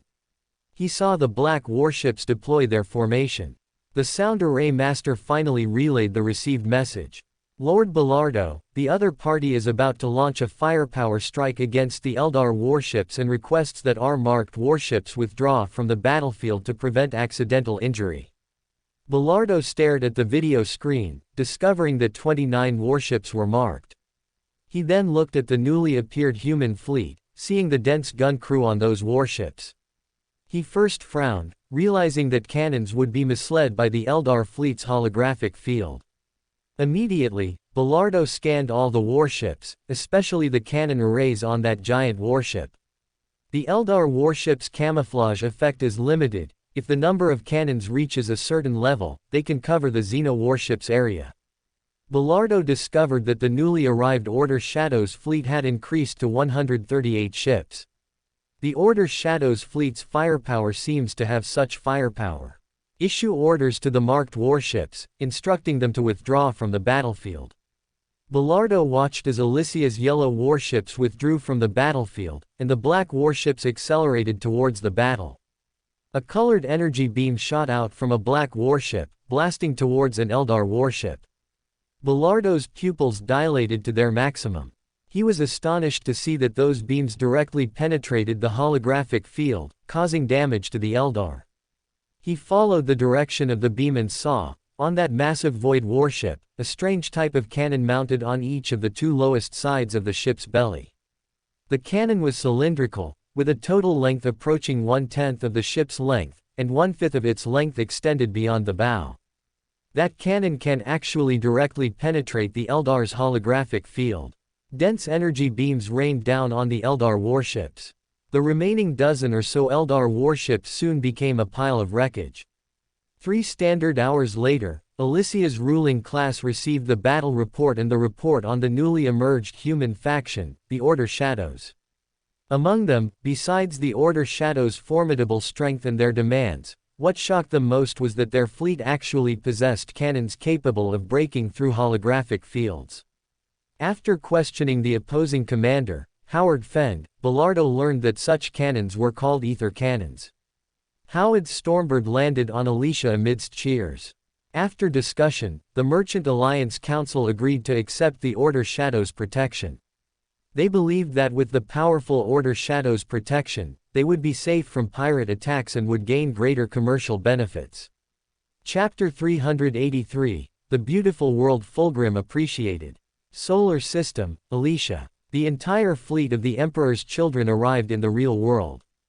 Every warship was lavishly decorated, inside and out, a rare sight among the Astartes legions. The flagship of the Third Legion, the Emperor's Pride, in addition to its ornate decorations, also had gold-inlaid armor.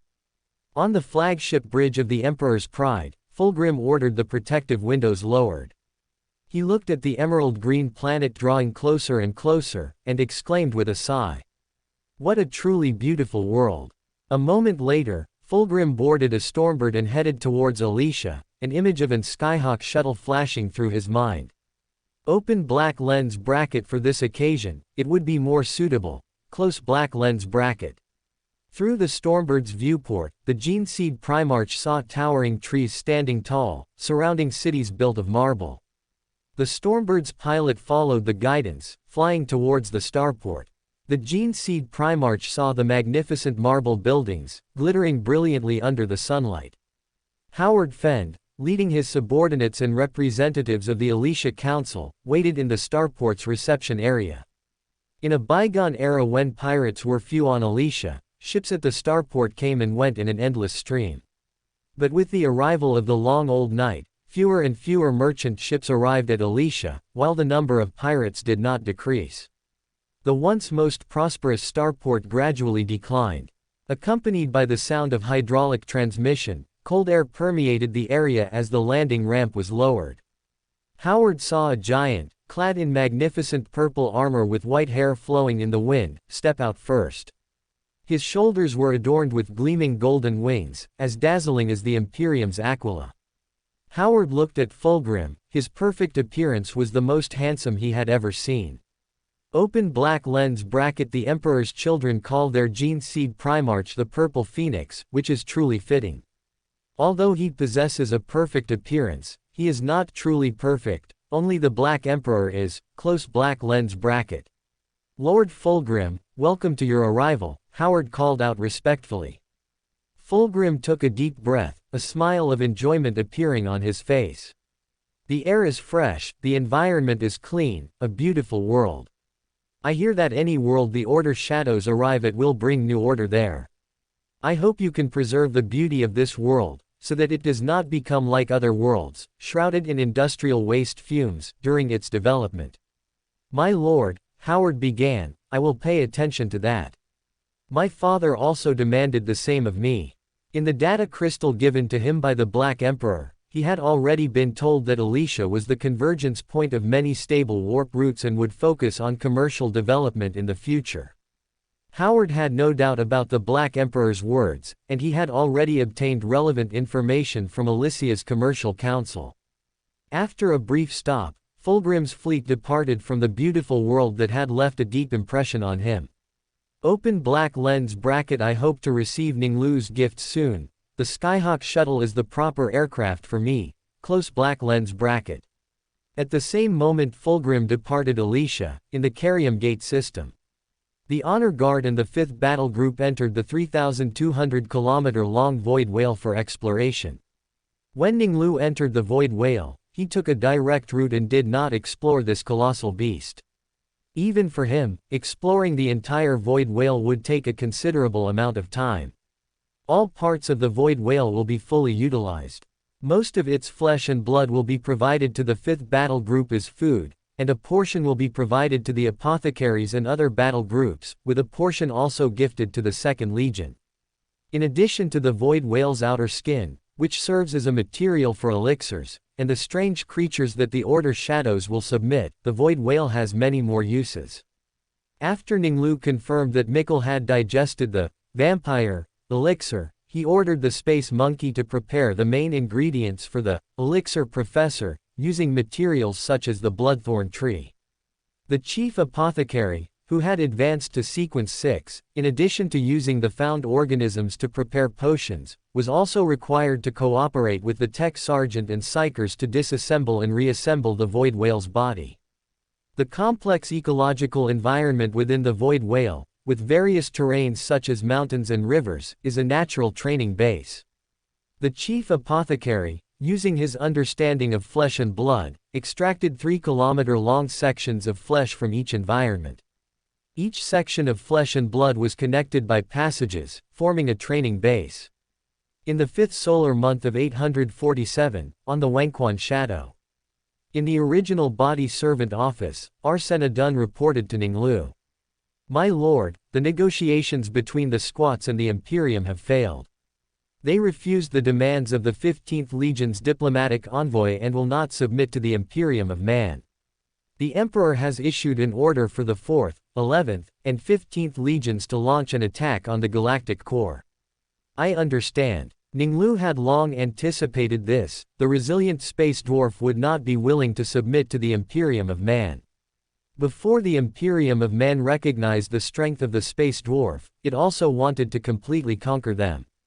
Only when both sides recognized each other's strength would a compromise be reached, with some space dwarf nominally joining the Imperium of Man. My lord, Ning Lu considered which battle groups to dispatch for this operation against the space dwarf. Open black lens bracket. The underground cities of the space dwarf require stronger armor. Although Mark III has not yet been conceived, the ironclad model is a better alternative. Close black lens bracket. The ironclad Terminator's protective power is naturally much stronger than the Mark III, but it consumes more resources and time. Aside from the Iron Hands, who master technology and production capacity, and the Shadow Moon Wolves, who favor Terminators, other legions only possess a portion and have not equipped them on a large scale. Open black lens bracket. Many worlds under my command, as well as my allies, can also manufacture them on a large scale. However, the ironclad Terminator is too cumbersome and sacrifices the speed advantage of many approaches. Without agility enhancements, combat power will be affected, and I have already determined that there are only 3 battle groups for the main development paths. The first battle group for the Justiciar path, the second battle group for the Sun path, and the 5th battle group for the Gate path, as well as the Tech Sergeant for the Paragon path. Close black lens bracket. Ning Lu thought of this and issued the command. The Mars Forge director previously promised to provide ironclad Terminators to the participating legions. Demand that they honor their commitment. At the same time, inform Mars that I hope to acquire the ironclad Terminator technology as soon as possible, so that my forges can manufacture them on a large scale. The manufactured ironclad Terminators will be prioritized for the 1st, 2nd, and 5th battle groups. The original body servant noted Ning Lu's command. Issue the order. These 3 battle groups, after leaving necessary guard forces, will be projected to the galactic core via the Carium Gate. Conscript the 3rd, 4th, and 11th battle groups to join this campaign. The 3rd battle group excels in siege warfare, and darkness path. Extraordinary individuals are skilled in fighting in dark environments. The 4th battle groups, Reaper path. Extraordinary individuals are skilled in fighting in dark and cold environments. The 11th battle group has the most abundant personnel. Yes, my lord, replied the silver-haired Arsena. At the same moment Ning Lu issued the order. The 2nd battle group, departing from Sepra Mundi, rendezvoused with the 3rd battle group, departing from Mordian, at Agaroth. Chapter 384, Carium Gate greatly accelerates warp travel. After receiving his enfeoffment from Ning Lu, the rogue traitors of Vostonian descent did not undertake the higher-risk explorations that Louis von Wallensius did. The stable warp passage between Mordian and Sepra Mundi was a result of that exploration. The 3rd battle group departed from Mordian, and after occupying the extremely rich Kaworth star system, continued to advance towards Sepra Mundi. The 2nd battle group joined this conquest after the battle in the Colonnide Abyss. They set out from Sepra Mundi, conquered the Radiance star system, and finally rendezvoused with the 3rd battle group in Agaros. Black warships faced each other in the void, directly connected to the 1st shipyard and other top-ranked worlds. Bukayo Arshaven proactively boarded a Stormbird and flew to the Radiance. The flagship of the 2nd battle group was the Relic-class battleship, Radiance. After the Dark Lord disembarked, he saw the Lord of Light waiting in the landing zone and walked over. Wilshire, thank you for your assistance. All for my lord. Wilshire, who had been promoted to Sun Priest during the Colonnide Abyss battle, said devoutly. Open black lens bracket. Wilshire is increasingly like the priests of ancient Terra churches mentioned in the books. Close black lens bracket.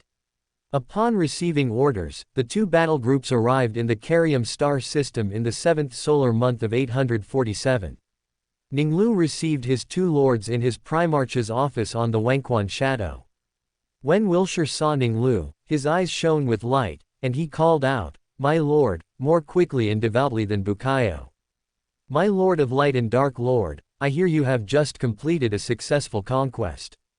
Bukayo had intended to hand the briefing to Wilshire, but Nightmare, through his extremely high inspiration, realized that the Lord of Light had no intention of speaking, so he began to report.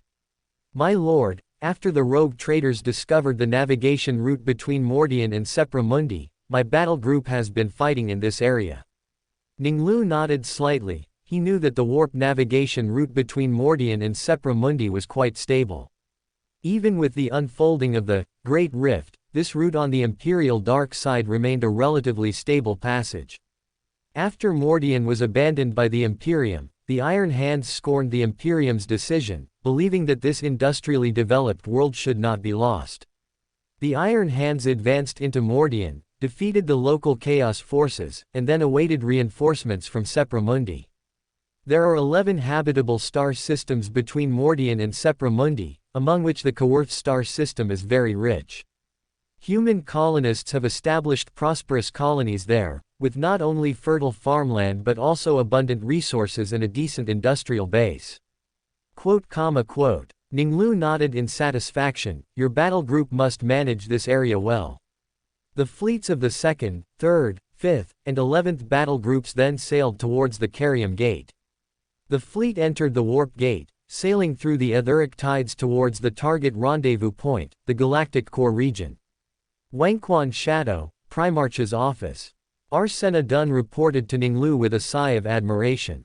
My lord, the fleets of the 4 battle groups took only 4 standard ship weeks to travel from the Carium star system in the northeastern Obscurus sector to the Rosario star system in the Limit star territory. According to Chief Navigator Vischer's calculations, it would have originally taken 23 weeks of travel to arrive. The fleets of the 4th Legion and 15th Legion, which are closer, are also far from as fast as us. Since Arsena's return to the Imperium, he had accompanied the Gene Seed Primarch on countless warp voyages, never experiencing such swiftness as now. Ning Lu nodded slightly and said, currently, only 1 pair of space stations has been repaired, so the acceleration effect is limited. As more opposing space stations are repaired, the effect of shortening the journey will become increasingly apparent. He had anticipated this, thinking to himself, open black lens bracket. If ground vehicles are measured by 0 to 100 km/h acceleration, the Carium Gate's acceleration of warp travel can be measured by 0 to 100 light-years acceleration. However, the higher the value of the Carium Gate, the more it will attract attacks during the Great Pilgrimage. Close black lens bracket. The Carium Gate in Ning Lu's original memory could only achieve one-way projection, yet it still attracted enemy attacks. The current Carium Gate has numerous portals, capable of achieving two-way travel to a certain extent, making its value even higher. Open black lens bracket. After the war with Randan ends, the Ramirez-class star forts will begin to fortify star systems like Vostronia. Strategic locations like Carium, like Sepramundi, will require at least 6 star forts. Close black lens bracket. While Ning Lu was deep in thought, the original body servant continued to report. The Mechanicus's ships will arrive in 4 standard ship weeks. Among the first batch of transported ships, there are 158 sets of Iron Rider Terminator armor, all supplied to our Legion. The Mechanicus will dispatch Father Malavalis and others who participated in the research and manufacturing of the Iron Rider type to assist the Legion in manufacturing Iron Rider Terminator armor. Ning Lu nodded and issued an order. The first batch of Iron Rider Terminator armor will be given to the 2nd battle group for use. After the Mechanicus personnel arrive, have the Tech Sergeant cooperate with the forge factories to master the method of manufacturing the Iron Rider type. Open black lens bracket. With the Iron Rider Terminator armor, casualties will be reduced when attacking the space dwarf, underground cities. Close black lens bracket. How long will it take for the Ramirez-class star forts being built by Kos and Gon Meteor to be completed, respectively? Arsena pondered for a moment and replied, My lord, although Kos's shipyard started construction first, Gon Meteor had a better foundation and has since surpassed it. The first Ramirez-class star fort built by Gon Meteor will be completed in 5 years, while Kos's first star fortress will require 12 years to be completed. The third Ramirez-class star fort being built by Sepra Mundi will be completed in 1 month. If needed, it can be towed by tugboats to the Carium Gate first, and then rapidly projected to the battlefield. Ning Lu knew that Gon Meteor, which had not been renamed Konor by Guilliman, was considered the northern center of the 500 worlds. Kos only grew to rival Konor as a shipyard just before the Great Pilgrimage. Open black lens bracket. Although the galactic core region has a harsh living environment, there are many types of ores that can only be produced here. A small base can be established here, and with the protection of fortress-class energy shields, the lives of those living inside the Ramirez-class star forts will not be too bad. Long-term trade can also be conducted with the Space Dwarf. They have quite a few good things. Close black lens bracket. The Ramirez-class star forts, due to their immense size, cannot pass through portals, but the Carium Gate, which can enable an entire fleet to undertake warp travel, can send them to the battlefield. Ning Lu collected his thoughts and issued an order. Squat is the central star system and must be quickly secured. The third Ramirez-class star fort built by Sepra Mundi will be towed by tugboats into the Carium Gate and projected to Squat. Before the star fortress arrives, the objective is to capture the Rosario star system, establish a foothold, and open the gateway to Squat. The 750 warships of the Order Shadows, 4 battle groups launched an attack on the Space Dwarf, Void ships. Chapter 385, Boarding a Longbeard-class Kin Giant Cruiser. Wangquan Shadow. Ning Lu stood before the tactical table, watching the battle erupt in the void. The black warships of the Order Shadows launched an assault on the Space Dwarf fleet. Rains of light shot from the bows of the ships, piercing the iron-black enemy vessels like spears. The Space Dwarf warships also fired beams in retaliation from their bows, flashing red and yellow. The Order Shadows fleet, with an overwhelming numerical advantage, suppressed Rosario's Space Dwarf fleet. All screens were filled with signals, silent explosions were scattered throughout, and the keels of destroyed starships burned fiercely. Ning Lu saw a Space Dwarf cruiser cut in half by the crystal clear, deadly energy spewed from the Wangquan Shadow's lance. His gaze continued to search among the enemy ships, and he quickly locked onto an incredibly massive warship. That warship was 7.8 kilometers long, classified as a large cruiser by Imperial standards. It was slightly longer than other Space Dwarf cruisers, but its more significant difference was that it was wider and taller. It seems to be a Longbeard-class Kin super giant cruiser, Ning Lu thought, not entirely sure. It should be the flagship of Rosario's dwarf kinband. The Space Dwarf are also known as the Votan League, composed of thousands of alliances of varying sizes. The alliances include commercial alliances dedicated to trade and war alliances aiming to establish hegemony. Alliances are composed of different numbers of kinbands, with the largest, the Great Thurian League, consisting of up to 200 kinbands. Every alliance possesses at least one Votan core, also known as an ancestor core. The number of kinbands varies, with small ones having hundreds or thousands of Space Dwarf, and large ones having tens of millions. Every kinband will have at least one ancestor shrine, whose ancient technology allows every kinband in the alliance to always know the current location of the Votan. Of course, as one of the most numerous species in the galaxy, the Votan League, adept at trade, also includes various guilds, corporate conglomerates, and treaty organizations. Rosario's kinband is not large, so it's unlikely to have an ancestor core, but it should have an ancestor shrine. Every kinhold has an ancestor shrine, but the Longbeard-class Kin super giant cruiser might also have one. Large kinbands have more than one ancestor shrine, but Rosario's kinband is smaller, so it's uncertain, it might have two. Ning Lu raised his hand and lightly tapped, marking the Longbeard-class Kin super giant cruiser. Prepare to board. He wanted to seize the ancestor shrine and then change the concept, to gain its secrets. The ancestor core is both a wise oracle, an embodiment of the ancestors' collective consciousness, and a super-intelligent computer. It stores all information about the Votan's survival and development in the universe, including technical parameters of weapons, standard manufacturing templates, learning materials in science and philosophy, genetic lineage data, and theories and strategies related to military and survival. The only Hearthguard who can converse with Vulcan are called Grimnir sages, responsible for seeking guidance from the ancestors or interpreting the output. The high-tech mysterious facility they use for this activity is called the Ancestor Shrine. The Honor Guard assembled on the deck, boarding the boarding torpedoes and Power Fist assault boats. Ning Lu boarded a Power Fist assault boat modified to accommodate his massive body. Its heavy armor could carry an Astartes squad. The Gene Seed Primarch alone occupied 2 positions, and Arsena occupied 1.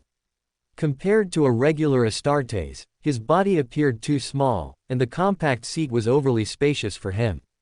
The armrest system consisted of multiple retractable inertia-dampening clamps, connected to the power armor, locking Ning Lu and 7 Honor Guard members in place. Hydraulic rods pressed Arsena into his seat, preventing him from being thrown by inertia.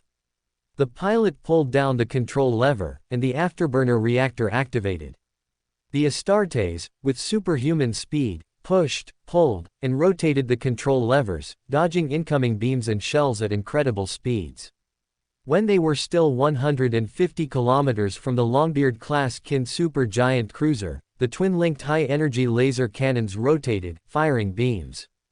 The pilot sharply twisted the control lever, and the Power Fist assault boat suddenly spun horizontally in the void. A beam grazed the Power Fist assault boat, and a high-pitched buzzing sound rang in the pilot's ears. He checked the panel and found that the extra armor had been melted by the beam, but the inner armor was undamaged. The pilot noticed that countless threat runes lit up on the visual screen. Enemy gunboats swarmed ahead, intercepting them. The pilot's haptic glove gripped the weapon system, and he pressed a button firmly. A Furious-type missile launcher on each wing shrieked, firing a volley of missiles. The missiles, trailing dazzling light, slammed into the gunboats. Explosions flared on the visual screen, then extinguished. The pilot lifted his left hand and flicked the short-burst rocket engine control button. The Power Fist assault boat trembled violently, its speed instantly surging. At the same time, the pilot pressed down firmly with his right hand, and the promethium fuel burned fiercely. Prepare for impact. 5, 4, 1. The assault boat struck the target warship like a heavy punch, unleashing a torrent of searing molten metal. The thick armor of the Longbeard-class Kin giant cruiser melted rapidly, and the defending Space Dwarf fire team raised their plasma guns, launching an attack. Liquid hydrogen fuel heated into plasma, and magnetic fields expanded open, ejecting the plasma through linear electromagnetic accelerators, like solar flares shining from the core of the galaxy. High-energy hydrogen-based plasma spheres slammed into the cockpit's blast shield, producing crackling explosions. Ning Lu flew out first, followed by the other Honor Guard assault troopers sliding down the assault ramp. Ning Lu raised his left arm, and the bolt gun mounted on his Power Fist fired a dense barrage of bullets at the short enemies. The Space Dwarf, clad in gray Kinband void armor, had their bodies torn apart by the bolt gun rounds. The Honor Guard raised their weapons, and the roar of bolt guns and the hum of plasma weapons sounded simultaneously. Ning Lu attacked while simultaneously asking on the comms, "Can other Space Dwarf ships come to support?" A moment later, the Sound Array Master's voice replied, "No, Lord." Ning Lu cut the communication, thinking to himself, "It can be confirmed that there is no Ancestor Core on the Longbeard-class Kin giant cruiser." He knew that once the location of an Ancestor Core was attacked, the Space Dwarf would surely come to its aid. All Space Dwarf would lay down their lives for an Ancestor Core. I wonder if this Longbeard-class Kin giant cruiser has an Ancestor Shrine. Ning Lu led his team onto the deck, suddenly facing countless figures encased in mechanical bodies. They advanced with heavy steps, their master-crafted warhammers clanging. Ning Lu looked at them, thinking to himself, "Iron Kin." There were also numerous gray-bearded dwarves in void armor, wielding linked autocannons and plasma axes longer than their own height. Hearthguard. Chapter 386. The exquisite layered gold alloy armor is a good target for Force. Ning Lu issued the command, "Activate personal energy shields." All members of the honor guard raised their left hands and pressed the activation button of the generator at their waists. The extra disc-shaped energy batteries on their backs lit up, and an invisible shield enveloped their bodies. The personal energy shield was a significant achievement from the team led by Gabriel, after their research into Randan technology. They replaced Randan's psychic devices with energy batteries to power the protective energy shields. Compared to Randan's personal energy shields, the Order Shadows version had lower protective power, but it used alternative technology and did not require psychic artisans to produce. Technical artisans could complete the production of personal energy shields based on standard manufacturing processes.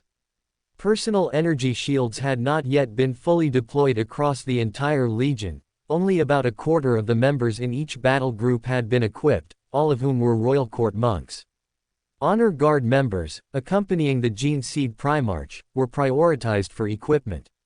As they activated their personal energy shields, Forgekin warriors raised their automatic linked bolt guns and fired dazzling beams at the black armor warriors.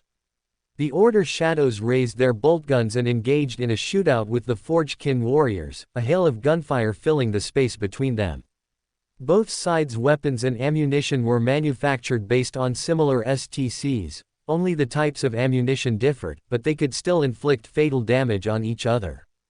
The Forgekin warriors discovered that the beams they fired stopped about a fist's distance from the black armor and then exploded. The personal energy shields, like an invisible wall, blocked the scorching beams, shaking continuously. The boltgun rounds fired by the Order Shadows slammed into the Hearthguard's heavy armor. The diamond warheads of the first wave of boltguns struck the heavy armor, causing their bodies to sway. The Order Shadows found that a single boltgun attack could not shatter the heavy armor of those short enemies. Open black lens bracket. The heavy armor has strong defense. Close black lens bracket. They aimed at the initial strike points and fired a second and third wave of boltguns. Boom, boom, boom. The first Hearthguard warrior fell, his armor torn to shreds by the boltguns. One by one, Forgekin warriors fell, their armor forged from tough alloys mined in the galactic core. The Hearthguard, clad in heavy mechanical armor, advanced with heavy steps, wielding warhammers and mechanical claws, attacking the Honor Guard. Kaiser, a warrior, from the 8th Battle Group, infused psychic energy into his blade, swinging his long sword diagonally to the left to block a mechanical claw. He parried the attack with the Uter style, then swung his sword diagonally to the right, using the reverse Uter style, to block an incoming heavy hammer. The warrior was shaken back a step, surprised by the enemy's strength. The warrior thrust straight forward, his sword tip piercing the Hearthguard's brain tissue along its steel casing. The blade crackled in its brain. He left the sword tip there for a moment until he confirmed the lights inside had extinguished and the enemy was dead before withdrawing the blade. A Hearthguard warrior darted out from beside the Hearthguard, swinging a glowing plasma axe at the warrior. A Catachan hunter from the 7th Battle Group brutally collided with the Hearthguard warrior. As their bodies impacted, the hunter felt a powerful force from the Hearthguard warrior's short, sturdy body. Open black lens bracket. This short person has considerable strength. Close black lens bracket. As he pondered, he thrust his Catachan fang downwards. The Hearthguard warrior sharply lowered his head. The Catachan fang grazed his head and pierced his shoulder. The Hearthguard warrior's gray-white hair quickly turned yellowish, and his face became ashen. The Catachan cobra's venom rapidly spread through the Hearthguard warrior's body, and in a single breath, his corpse heavily slammed to the ground. Ning Lu drew Val's sword, swinging the blade that shone with blue-white light, and charged into the space dwarf lines. The charged blade spun rapidly, shattering the heads of Forgekin warriors and the armor of the Hearthguard. Ning Lu led the charge forward. The space dwarf attacks struck his repaired armor and were then deflected by the scales of the iron-scaled kraken. He charged forward, the space dwarf attacks unable to slow his pace. After charging through 4 decks, a red-faced, furious Hearthguard, with a beard reaching his chest, wearing layered armor, roared out. The Supreme Commander, clad in armor forged from exquisite layered gold alloy, stomped heavily, charging towards Ning Lu. His honor guard's magnetic coils hummed, and a glow shimmered on the deck. The Baron of Corruption, seeing the enemy wearing heavy, ornate armor, thought to himself. Open black lens bracket space dwarf forge heavy armor, which is extremely defensive, but it can also be a weakness to exploit. Close black lens bracket. The Baron of Corruption pressed his left arm down, and psychic energy surged forth. The Supreme Commander felt a sudden increase in gravity, his body became as heavy as if filled with lead. He moved forward with difficulty, his speed like a snail compared to before. The Hearthguard, who had guarded the Supreme Commander for half his life, charged towards Ning Lu. They swung their heavy hammers, striking at Ning Lu. Ning Lu's eyes flashed with light and shadow, psychokinesis surged forth, throwing the Hearthguard away. The heavy bodies of the Hearthguard crashed onto the metal deck, producing a piercing screeching sound as they scraped. Sparks from the metal friction splattered and fell. The Baron of Corruption raised his hand again. The Supreme Commander suddenly felt the gravity on his body disappear, his body rapidly became lighter, and he abruptly floated up. The Supreme Commander struggled to maintain his balance. As an excellent miner who had once excavated precious minerals in the void, he leaned his shoulders forward, using his body's inertia to fall. His body swayed in the air, like someone drunk, swaying as he charged towards Ning Lu. When the Supreme Commander was still about 10 meters from Ning Lu suddenly raised his hand and punched out. The Baron of Corruption, in the strong wind, added a powerful force of impact. The Supreme Commander was thrown back by the force, flying several meters. The Baron of Corruption slammed his left arm down, and the Supreme Commander heavily crashed onto the deck.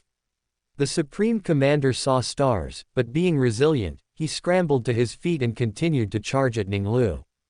The Baron of Corruption applied force to the heavy exquisite layered gold alloy armor, manipulating the Supreme Commander's body to flip up and down, back and forth, by increasing and decreasing force and changing direction. The Supreme Commander tried more than a dozen times, but not only was he unable to reach the black armor warrior, he was also toyed with like a fool, his gray-white hair bristling with rage, and his beard standing on end. The Supreme Commander's eyes bulged with fury. He desperately swung the battle axe in his hand, fiercely throwing it at Ning Lu. The battle axe whistled through the air, flying towards Ning Lu.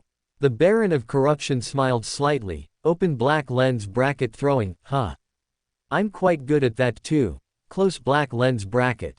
The battle axe's trajectory in his mind became a spinning circle. The Baron of Corruption hung Val's sword at his waist, flicked the axe handle with his index finger, and added a powerful force. The battle axe changed direction and accelerated towards the Supreme Commander.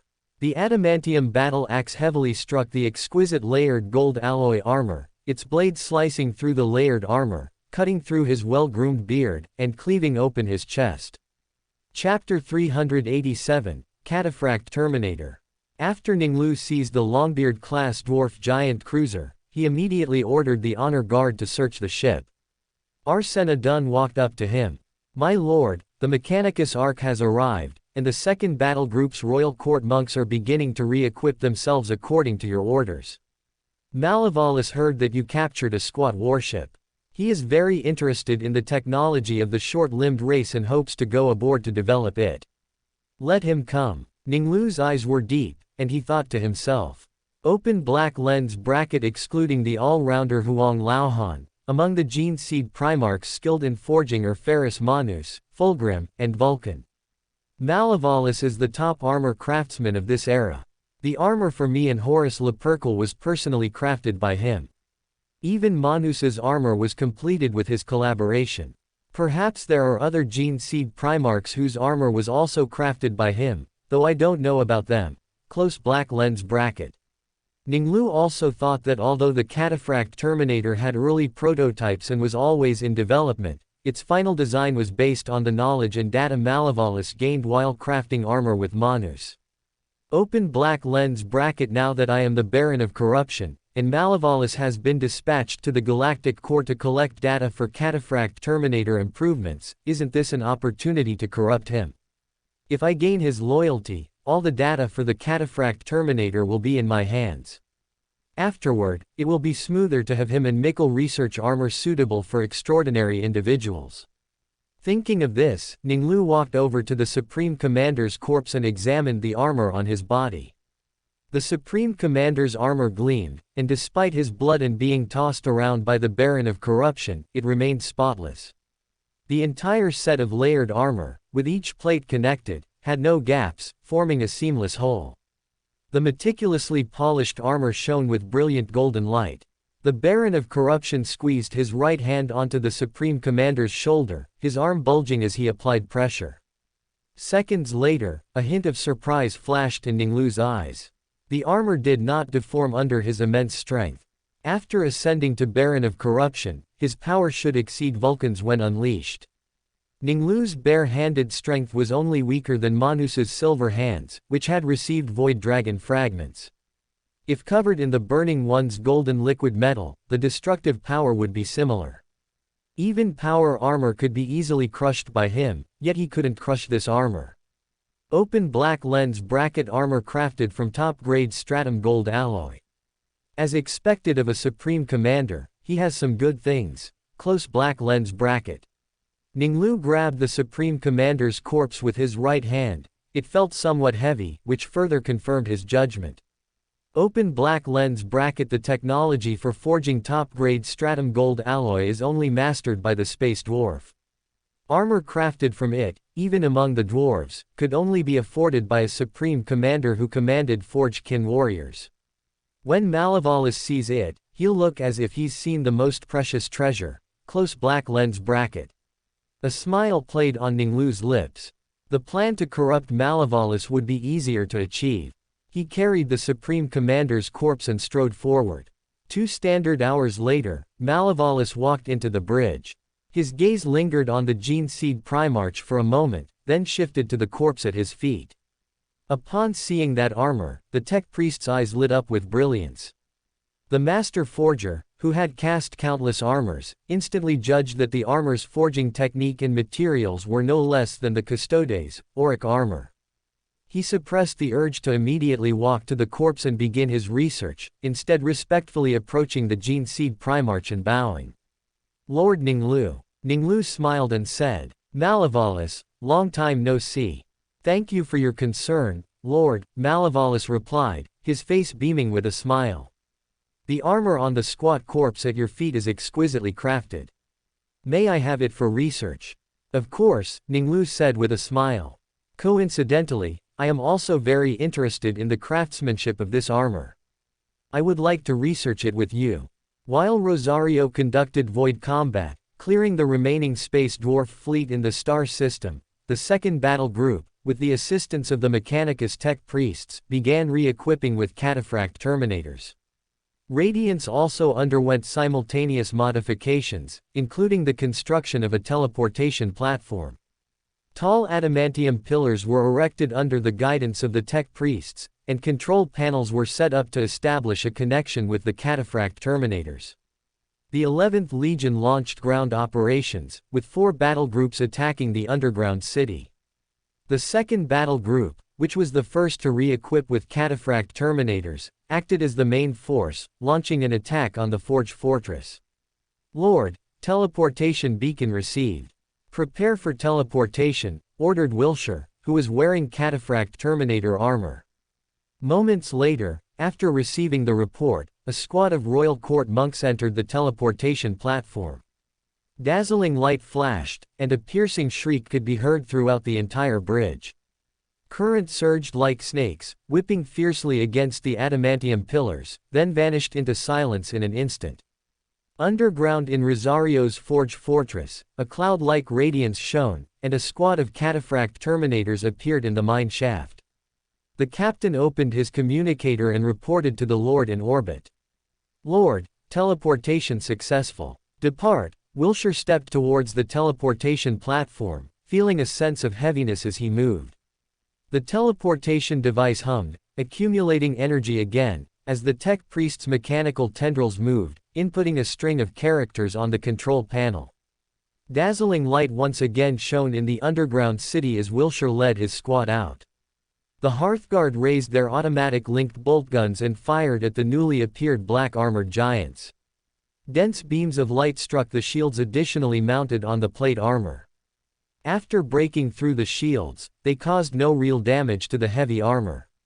Wilshire moved his feet. Although the cataphract Terminator had a built-in auto-balance device, the immense weight of the armor still made it impossible for him to run. He took heavy steps forward, shouting loudly on the battle group's comms channel. "Order Shadows. Today we step into the depths of Rosario, and we shall earn new glory for the battle group and the Father. Our moment will be carved into the body of every person we kill. For the Gene Father." Wilshire silently repeated, "For the Black Emperor. For the Gene Father." The Order Shadows of the second battle group shouted in unison. Wilshire activated the Cyclone missile launcher on his shoulder, and missiles, trailing fire, blasted towards the densest concentration of Hearthguard. Boom, boom, boom. Accompanied by the roar of explosions, the mechanical shells of the Hearthguard were torn apart. Wilshire raised his right arm, and the Reaper autocannon roared, firing a dense barrage of projectiles at the Forge-kin warriors. The cataphract Terminators stood side by side, forming a line of steel.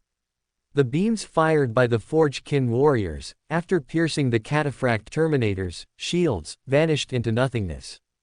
The boltgun rounds fired by the Terminators struck the gray armor of the Rosario clan in swaths, reaping enemies in droves. Wilshire swung his left arm. The cataphract Terminator endowed his arm with formidable strength, and the relic Thunderhammer smashed against the metal shells of the Hearthguard. The immense force directly crushed the shells, leaving the Hearthguard's chests caved in. The tenacious space dwarf line was breached by the cataphracts. Chapter 388, Perturabo, I'll demolish and rebuild your palace for you. When the second battle group launched its attack on the Forge, Ning Lu and Malevolus arrived on the tech priest's battleship, the Forge of Hammer, aboard a Stormbird. As they disembarked, 12 servo skulls in the air chanted a welcoming hymn. "Welcome, Gene Seed Primarch Ning Lu, to the Forge of Hammer. May the Omniscia bless you." Quote. Malevolus led the way, walking inward amidst the chanting of the servo skulls. Unlike High Sage Lien Ramirez, Malevolus did not possess his own Arc Mechanicus, but as the most outstanding armor master, who had crafted armor for several Gene Seed Primarchs, he owned a cruiser-class battleship. Upon boarding the battleship, the Gene Seed Primarch keenly sensed that the entire vessel was like a burning forge. He could hear the roar of machinery and feel the heat waves from the forge. Malevolus led the way, and Ning Lu advanced until he reached the tech priest's private laboratory. Upon entering the laboratory, he saw a massive burning forge, occupying about 1/10 of the entire laboratory's area.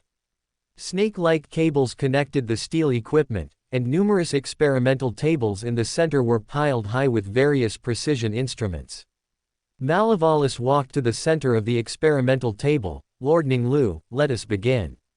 "All right." Ning Lu walked to the experimental table, his eyes fixed on the top-grade pilocrete alloy armor delivered from the Longbeard-class dwarf giant cruiser. Malevolus's mechanical tentacles connected to the coupling device on the experimental table, and a mechanical arm suspended above reached down, its mechanical fingers spreading, and the mechanical probes at its fingertips rapidly slid across the armor. The Gene Seed Primarch's eyes shimmered, light and shadow flickering in his pupils, and he placed his hand on the armor, telekinesis injecting into it like threads. The telekinesis penetrated deep into the armor, analyzing and deconstructing the pilocrete alloy. Moderate density, strong ductility, strong toughness, this part is iron. Strong electrical and thermal conductivity, it's silver. Extremely high density, extremely strong toughness, unknown metal. 3 standard ship hours later, Ning Lu raised his hand, and the mechanical tentacles also stopped their actions. He said to the tech priest, 514 types of metals, of which 238 are unknown metals, which should be unique minerals of the galactic core. A hint of surprise flashed in Malevalis's eyes, but he quickly calmed down, recalling the marvelous abilities of the Gene Seed Primarch. The composition ratio of the alloy is even more peculiar. While the battle in the underground city of Rosario raged fiercely, Ning Lu and Malevalis began their research. 3 weeks after occupying the Longbeard-class dwarf giant cruiser, the tech sergeants and honor guard opened every compartment, but found no ancestor shrine on the ship. Ning Lu felt slightly disappointed but was not anxious. Voden might not have it, but each clan had at least one ancestor shrine. The Emperor and the Terra Council had issued orders, requiring 35 conquered star systems, which should yield at least one ancestor shrine. Ning Lu and Malevalis had made considerable progress in their research on Pilocrete alloy. This included not only their understanding of space dwarf, Pilocrete alloy but also Malevalis himself. My lord, our research has yielded preliminary results. Manufacturing this alloy can enhance the protective capabilities of armor. The only thing lacking is the materials for manufacturing the alloy. Some of the unknown metals can be substituted, but there are still 159 types for which no substitute can be found. Ning Lu saw Malevalis looking at him respectfully. The tech priest had already been corrosion by him. Open black lens bracket High Sage Lien Ramirez and tech priest Malevalis are both loyal to me. Among the 3 great talents of the Jiao Lao, only Arcan Land remains. Close black lens bracket. The Order Shadows captured 27 warships in the Void Battle, including another Longbeard-class dwarf giant cruiser, on which various quantities of ores were discovered. Besides a large amount of ore, he had other gains. While conducting research, Ning Lu also examined other items and discovered a type of data recording medium used by the dwarves, the Data Guardian Plate, which was the main material for the detective potion of the White Tower, Pathways Sequence 7. Upon returning to the Wenquan Shadow, he went to the disordered country and ordered the Space Monkey to prepare the detective potion. Back in the real world, Ning Lu called Arsena and handed him the blue and white potion. After drinking the detective potion, Arsena skillfully meditated, reigning in the scattered power. Thank you for your lord's grant. After Arsena piously thanked the Black Emperor for his bestowal, he began to report. My lord, the Star Speaker Chanting Master told me that Magnus is expected to arrive 2 ship standard days later, and Perturabo 5 days later.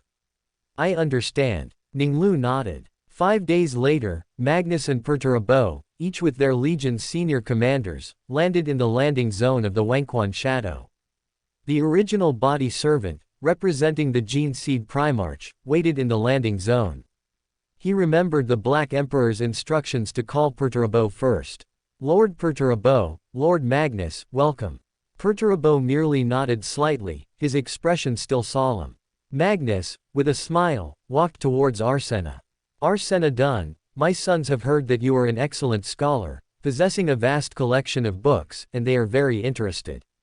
My lord, welcome to the 1,000 Sons to visit my private library.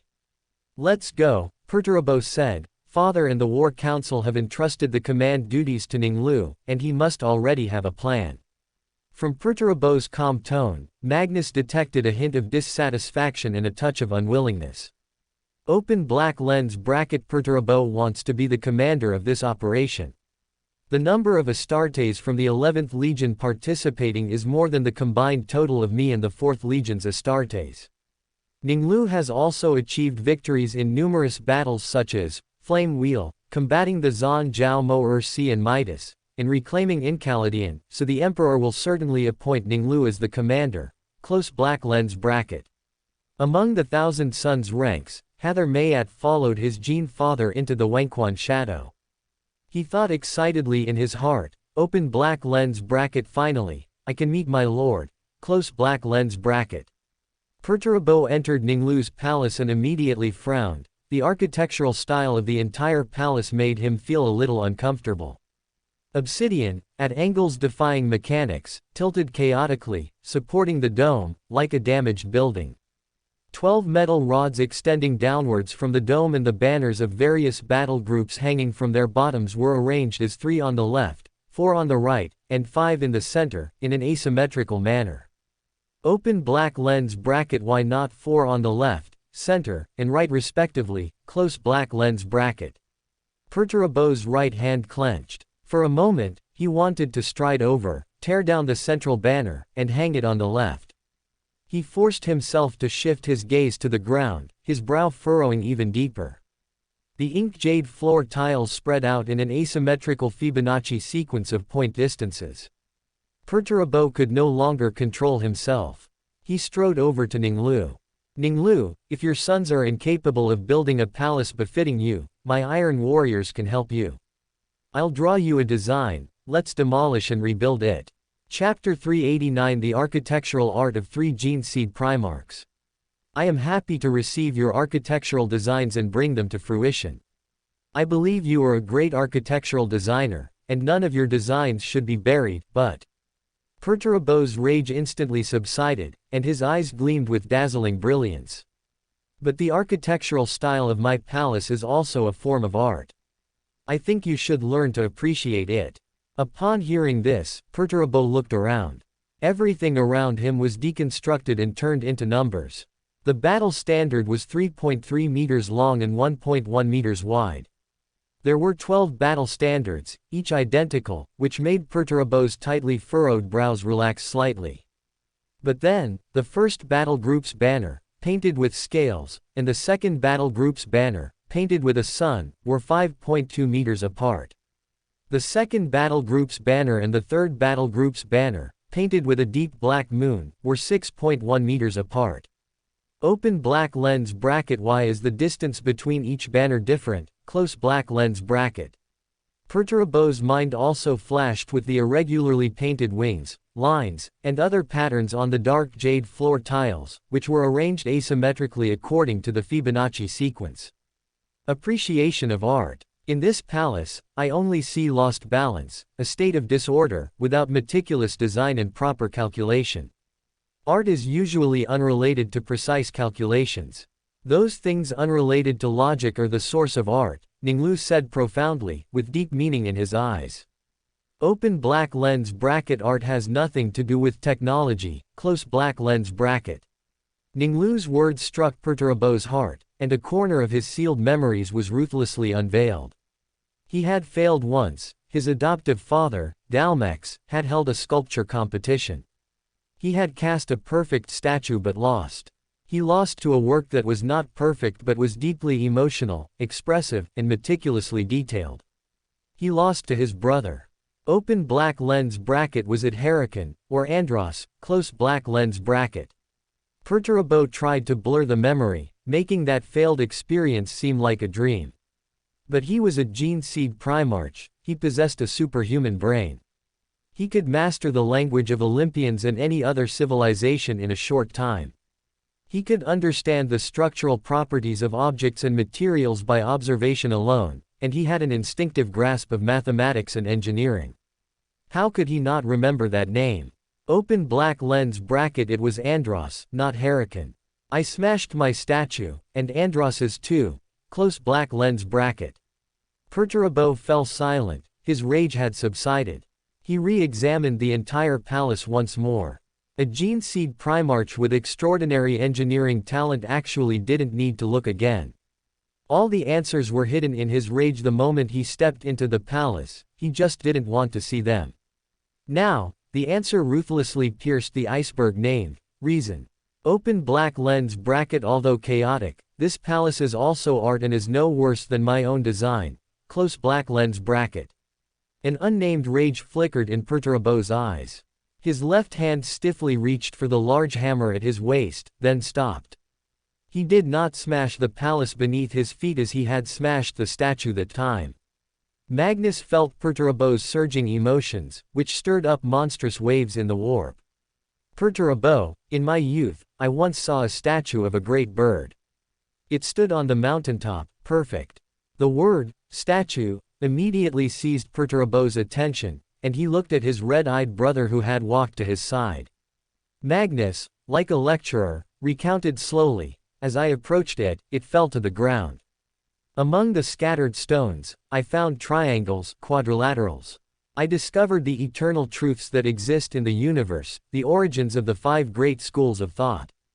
Perturabo mused, then spoke, does true art lie within disorder? It should be said that art is not defined by order and calculation, nor is it limited by rules, Ning Lu said with a smile. Perturabo looked at the 2 gene seed Primarchs, their figures overlapped with Andros, radiating the light of art. He sealed the palace, along with the recalled statue, deep within his mind. Perturabo made the entire palace rapidly fade, standing within it, yet appearing like a shadow. We should return to the crucial matter at hand. Father sent us here to make these space dwarfs submit to the Imperium. This is our mission. Art is useless in war, and Father would not want us to indulge in it. I don't think so. Magnus's eyes sparkled. More important than having them join the Imperium is their knowledge, their culture. As long as it doesn't affect progress, the Emperor won't care what we do. His hand imprinter loves culture and art and hasn't incurred his displeasure, Ning Lu said with a smile. Among his collection, the Mona Lisa and Van Gogh's sunflowers are worth seeing. He will surely agree to let you visit his prized treasures. Perturabo's eyes brightened for a moment, but he decided not to continue the topic. This was partly because he felt it wasn't the right time, and partly because he didn't want to continue discussing art with his sons present. He didn't believe his understanding in this area would lose to Ning Lu and Magnus, but his understanding of irrational art had not yet reached a level he was satisfied with. Open black lens bracket. Nothing cannot be analyzed. I just need a little time. Yes, just a little time. Close black lens bracket. Good. Ning Lu's eyes were deep. The gene seed Primarch had keenly sensed that his artistic taste had earned Perturabo's respect. Open black lens bracket. Perturabo clearly wants to change the subject first. Bringing up his design topic again now would make him think I'm exploiting his artistic weakness. Given his personality, he would try his best to prove himself by designing a palace model, but he would harbor resentment towards me in his heart. I should know when to stop and wait until he has put me through a series of tests and accepted me as his friend. Then I can seize his desire for recognition and praise, offer appropriate praise, and get my hands on all his architectural artworks. Close black lens bracket. Thinking this, Ning Lu continued. The War Council begins. After taking their seats, Perturabo was like a statue and said nothing more. Magnus asked Ning Lu, Ning Lu, you've been fighting the squat for some time. I assume you already have a plan for the upcoming war. Indeed, Ning Lu met Perturabo's scrutinizing gaze and calmly asked, I reviewed the report submitted by Apophis, the diplomatic envoy you sent. Ning Lu knew that Apophis was the strongest psyker in the Thousand Suns spiritual sphere. He was the future head of the Aerie School's temple. He, Azek Ahriman, and Hather, among others, were all Magnus's key training target, and among the candidates for company captain. Sending Apophis also indicated Magnus's pay attention to, but unfortunately, the space dwarf, Will was resilient. And the negotiation process suggested that some entity was engaging Apophis in the psychic realm. Chapter 390. Thousand Suns detached for study. Third update for monthly tickets. Ning Lu had deduced who he was fighting against based on the diplomatic report submitted by Apophis. Grimner Sage. They were the only Hearthguard closest to Voden and able to converse with it, responsible for seeking guidance from the ancestors or explaining the results of their output. Most space dwarf had low warp sensitivity, but Grimner Sages were different. They were imbued with more psychic sensitivity by the Voden core during their cloning and forging. The talent of each space dwarf, and their future profession, was determined when Voden selected them from its genetic encoding library. Based on its programming, Voden created soldiers, forge-kin warriors, artisans responsible for vehicle repair and heavy artillery, miners as berserkers, and hunter-kin for vanguard and infiltration. Grimner was the same. They were not lucky, but rather the result of editing. Although their talent direction was determined, Space Dwarf were not fixed programs. Due to different life experiences, they developed their talents to different degrees and in different directions, becoming completely different individuals. After their deaths, most would return to Voden. The death of each space dwarf brought a tiny change. The uploaded memories would affect the gene template. As countless generations died over time, the gene pool within Votan would undergo continuous subtle changes. Accumulated over tens of thousands of years, newly born space dwarf would be completely different from before, which is why various alliances and clans, despite all originating from Votan, exhibit different characteristics. Ning Lu's eyes flickered, and he mused inwardly. Open black lens bracket. It can be confirmed that Squat has Grimner sages and their ancestor core for communicating with Votan. But it's not just the ancestor shrine, there's more. Close black lens bracket. The Squat star system has over 1,140 void warships, and the system is densely packed with defensive facilities. Its defenses far exceed other systems. This indicates that the Squat star system is extremely important to them. Open black lens bracket. Votan is extremely important, and the defenses of its location are significantly stronger than elsewhere. The Votan of the alliance we are facing might be somewhere in the Squat star system. Close black lens bracket. Ning Lu knew that different alliances would place one or more of their Votan in different locations. They might be hidden deep within reinforced underground vaults, or sealed within impregnable fortresses protected by layers of shields, or even placed on the alliance's most powerful flagship. Your judgment is correct. Apophis discovered that the Squat people seem to be guarding something. It could be an object, or it could be a secret. Although we don't know what it is, it must be of crucial importance to the Squat people. Magnus did not mention psychic abilities, but Ning Lu knew that Apophis must have engaged in a psychic confrontation with at least one Grimner sage and made some discoveries. Open black lens bracket. From the looks of it, Magnus hasn't definitively learned of Votan's existence yet. It's not out of the question that Magnus is putting on a show and acting in secret. However, Apophis may not necessarily be able to break through the space dwarf psychic defenses under the interference of the Grimner sage. We shall see how Magnus acts next. Close black lens bracket. Thinking this, Ning Lu said. My plan is based on this. I have already ordered the new Ramirez-class star fort forged by Sepra Mundi to set sail for Carium Gate, and then to be deployed to Squat. My main force will rely on the Star Fortress to engage in a decisive battle with the Space Dwarf. If the Squat people truly have a secret they must defend, forces from other systems will come to support them, making the defenses of those systems weaker and creating opportunities. Your plan is feasible, Magnus said. Seeing that Perturabo still had no intention of speaking, he continued, what about my legion and Perturabos? According to the intelligence we currently possess, System D-1519 is the largest shipbuilding base outside of Squat. As Ning Lu spoke, Arsena Dun raised the control stick, and the star map unfolded. The 35 explored systems of the galactic core were highlighted, and the original body servant then zoomed in on one of the easternmost systems, which was enlarged individually. Psychic strikes are the best way to quickly seize control. The Thousand Suns will occupy D-1519 to curb their shipbuilding speed. Ning Lu then looked at the silent Perturabo. System D-1504 is a world entirely composed of mountains. The defenses of the forge on it are strict. I think the heavy hammer of the Iron Warriors can smash open the sturdy fortress.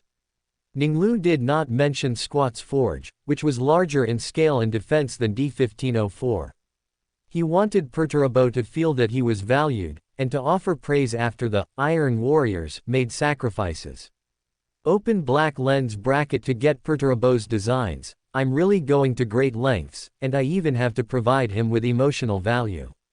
Let's just consider it a bribe.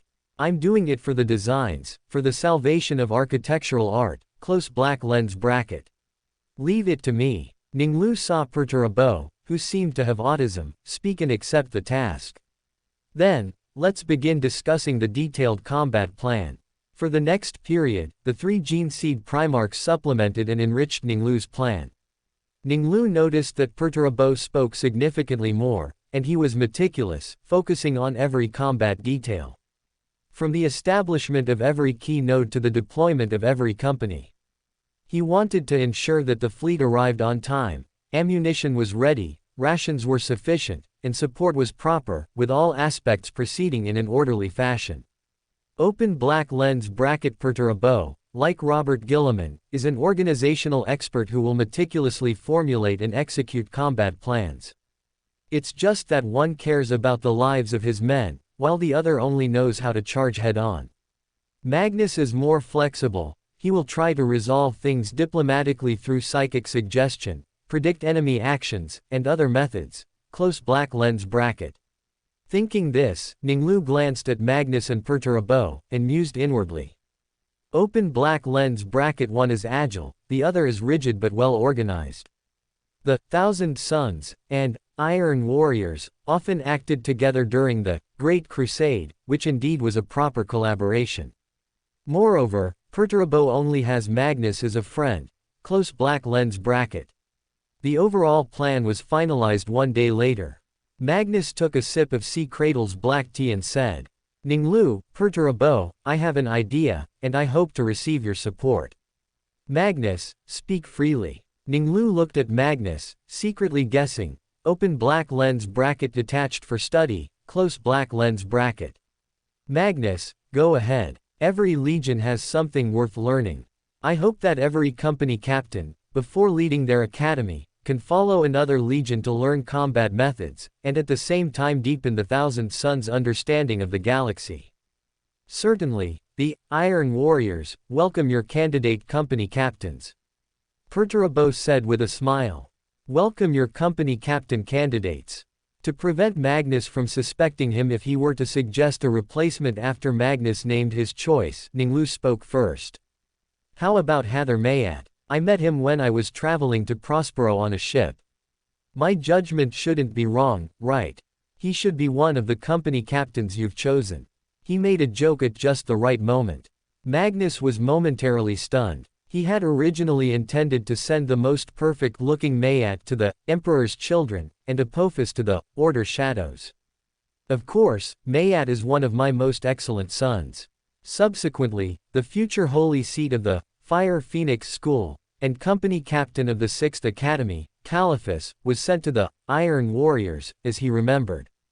Chapter 391 Grimner Sage. The Thousand Sons and Iron Warriors left, leaving only Hather Mayat behind. Ning Luo took Hather away from the Primarch's palace and went to his private office. In his warp vision, there were no soaring warp creatures around Hather. Ning Luo was stunned for a moment, thinking to himself. Open black lens bracket. Well, in 853, when the Thousand Sons and Iron Warriors were ordered to rescue during the abnormal magnetic field of Dawn Star, there were no guardian spirits. It should have been after that they found a way to summon guardian spirits. Close black lens bracket. He leaned back on the throne, gazing at Hather, and asked. How are the Thousand Sons doing now? My lord, the Gene Father has resolved the flesh mutation of the Thousand Sons and has begun recruiting new soldiers on Prospero.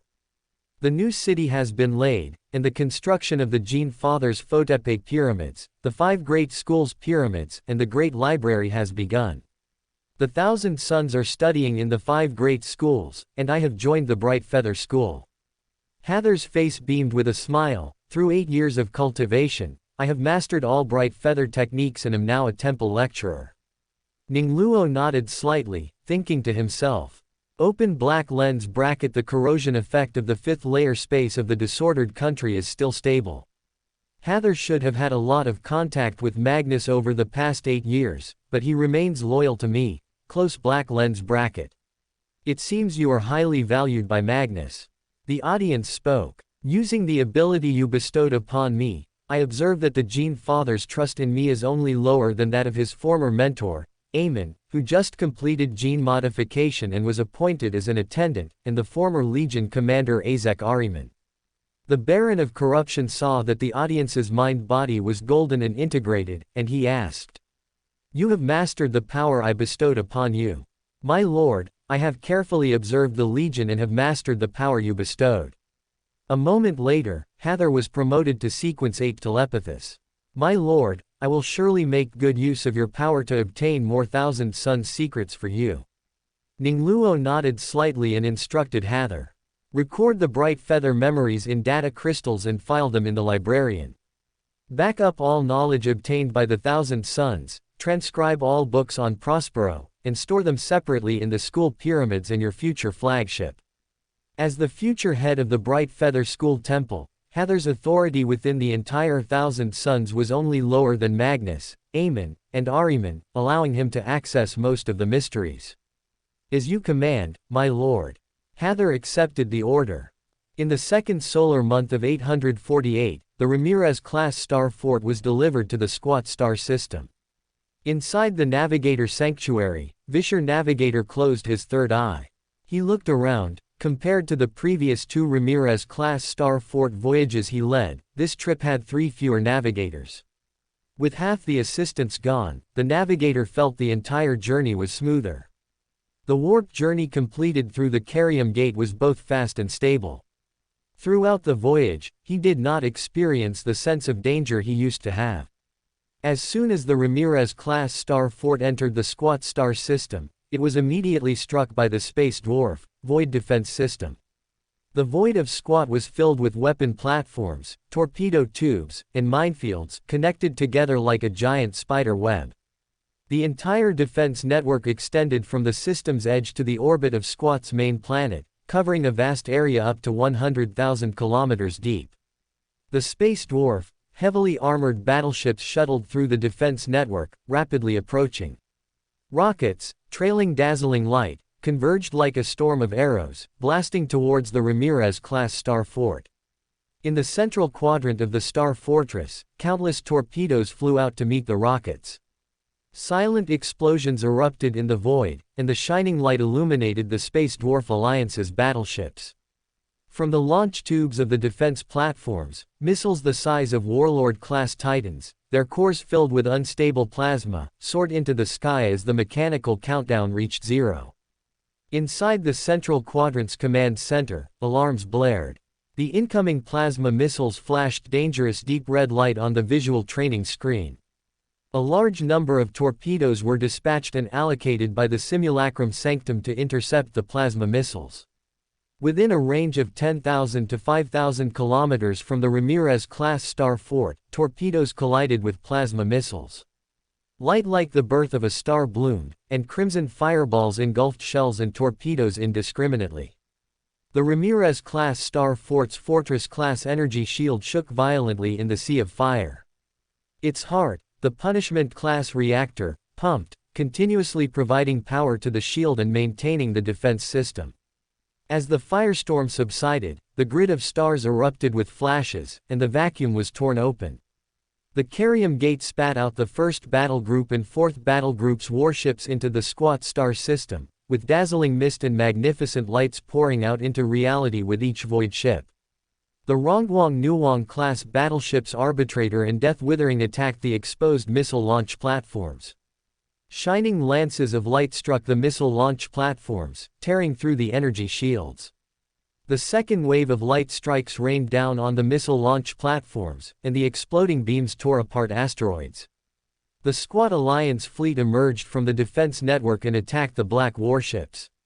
One black warship after another leapt out of the void.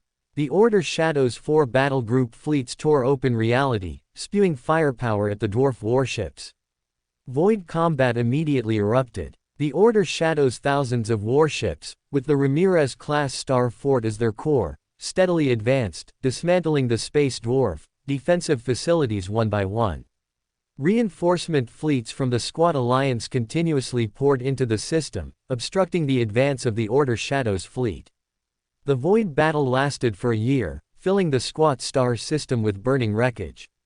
The Space Dwarf fleet's reckless interception made Ning Lu even more certain that the Squat Alliance's Voden was in this system. 3 Rongguang Nuwang-class battleships, the 1st Battle Group's Arbitrator, the 3rd Battle Group's Dark Shadow, and the 4th Battle Group's Death Withering, led their fleets to launch surprise attacks when other systems were empty, occupying 5 systems. In the 5th solar month of 849, Ning Lu led his team to board the Squat fleet's flagship. Torpedoes rained down on the void, as massive as the Worthy Shadow, breaking through anti-air fire. Fist-shaped assault boats slammed into the Squat Alliance's flagship, meltaguns burning through armor, and Ning Lu stormed into the flagship. Ning Lu led his team in a charge, barrages tearing through the bodies of the Hearthguard, and energized blades shredding the steel husks of the Ironkin. After continuously charging through 5 decks, 2 servitors with their backs curved upwards and wearing ornate headdresses covering their blank heads strode forward. Compared to the Imperium of man's servitors, the Grimner Sage's cogitator servitors were ornately decorated. Behind them, a Grimner Sage covered in runes raised his staff. Chapter 392, Change the Concept, and Interacting with the Ancestor Shrine. The Grimner Sage knew the moment he saw the black-armored giant that the latter was an existence he could not contend with. He raised his staff, ordering 2 cogitators forward. The warp circuits above their heads were activated, and the warp field, along with the runes on the Grimner Sage, simultaneously burst forth with blue light.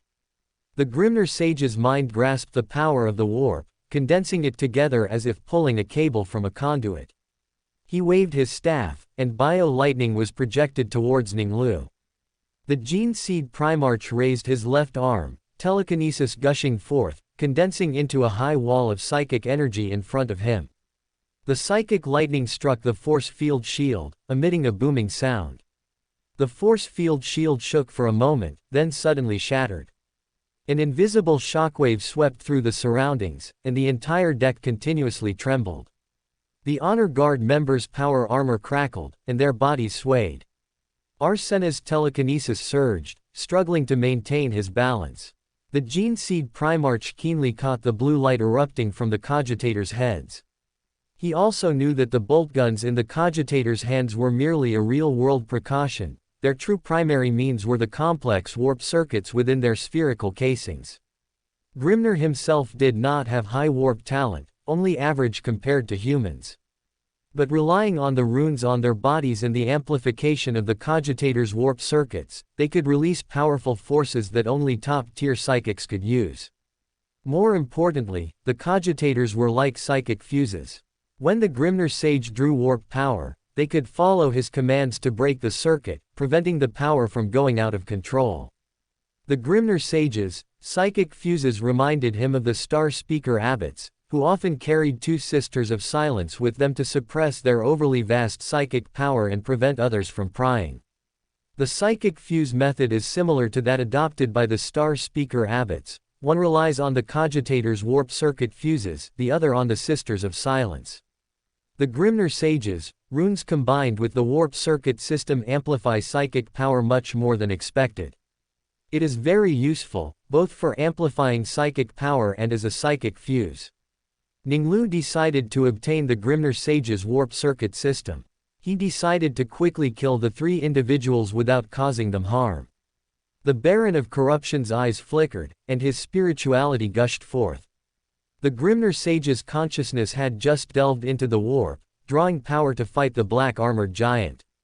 His idea of protecting himself and preventing loss of control was twisted. The Grimner Sage discovered in horror that the direction of the warp circuit suddenly reversed. He suddenly could not feel the existence of the warp, and the psychic flames he had condensed vanished in an instant. The Gene Seed Primarch rushed forward. Val's sword slashed out, and the cogitator's arm, which had just been raised, fell. Ning Lu then swung his energized blade, striking the cogitator's waist. The ornate coronet, which curved upwards from their back and covered their dome, fell to the ground along with their heads. After obtaining 2 trophies, he charged towards the powerless Grimner Sage. Ning Lu swung Val's sword, piercing the Grimner Sage's head. The disintegration field tore the stout body apart without damaging the runes on him. After occupying the flagship, Honor Guard members searched the flagship and found the sealed Ancestor Shrine. Unlike the Imperium of Man and many other factions, where important ship compartments are built on the upper levels, the Space Dwarf structures are built on the lower levels, seemingly commemorating their underground mining. The Ancestor Shrine was the same. It was built on the bottom level of the flagship, an area equivalent to 4 decks. Only Grimner Sages can communicate with Voden, so it is reasonable for the Ancestor Shrine to be built on the lowest level. Ning Lu arrived before the Ancestor Shrine's gate. He raised his right hand and pressed it against the gate. The Gene Seed Primarch's muscles bulged. He twisted his waist and back, then exerted force with his arm, pushing against the gate. The gate did not budge. A gate cast from premium pylocrete alloy. Ning Lu gazed at the gate. He saw that the pylocrete alloy was covered in warp circuits and runes he did not recognize. He pondered for a moment, then gave up on using Jushin's spear to forcibly destroy the gate cast from premium pylocrete alloy. The Baron of Corruption walked to the control panel, bent down, and raised his right hand to press on it. I am human, and the Grimnir Sage is also human. The Grimnir Sage can open the gate, so I can also open the gate. As the Baron of Corruption used the change the concept ability, his spirituality rapidly depleted, and a series of runes flashed quickly across the control panel. Blood-colored chains glowed, and the Baron of Corruption's spirituality was rapidly replenished, but he still felt his spirituality depleting even faster. The premium pylocrete alloy gate trembled, and the deck vibrated with it. Boom! The premium pylocrete alloy gate opened with a roar. The dim ancestor shrine was like a gloomy underground mine. Ning Lu saw a massive statue deep within the ancestor shrine. The statue, made of dark, rock-like material, had no arms or legs, only a huge head. It occupied over half the area of the entire ancestor shrine. 10 pillars stood around it, and between the pillars and the statue, there were connected rune conduits of the same color. Ning Lu walked around the shrine once. He found that the entire statue was like a dead object, showing no reaction to his presence. Each pillar was taller than a space dwarf, as tall as an ordinary human, and covered in runes. Ning Lu walked to the base of the statue, where a mechanical device with intricate wiring lay, with cables from the surrounding pillars converging into its dark body. He knew this was both an altar and an interface. Ning Lu bent down and placed his hand on the screen. Tens of seconds later, the screen remained unresponsive. The Baron of Corruption activated his spirituality. The Grimnir Sage is human, and I am also human.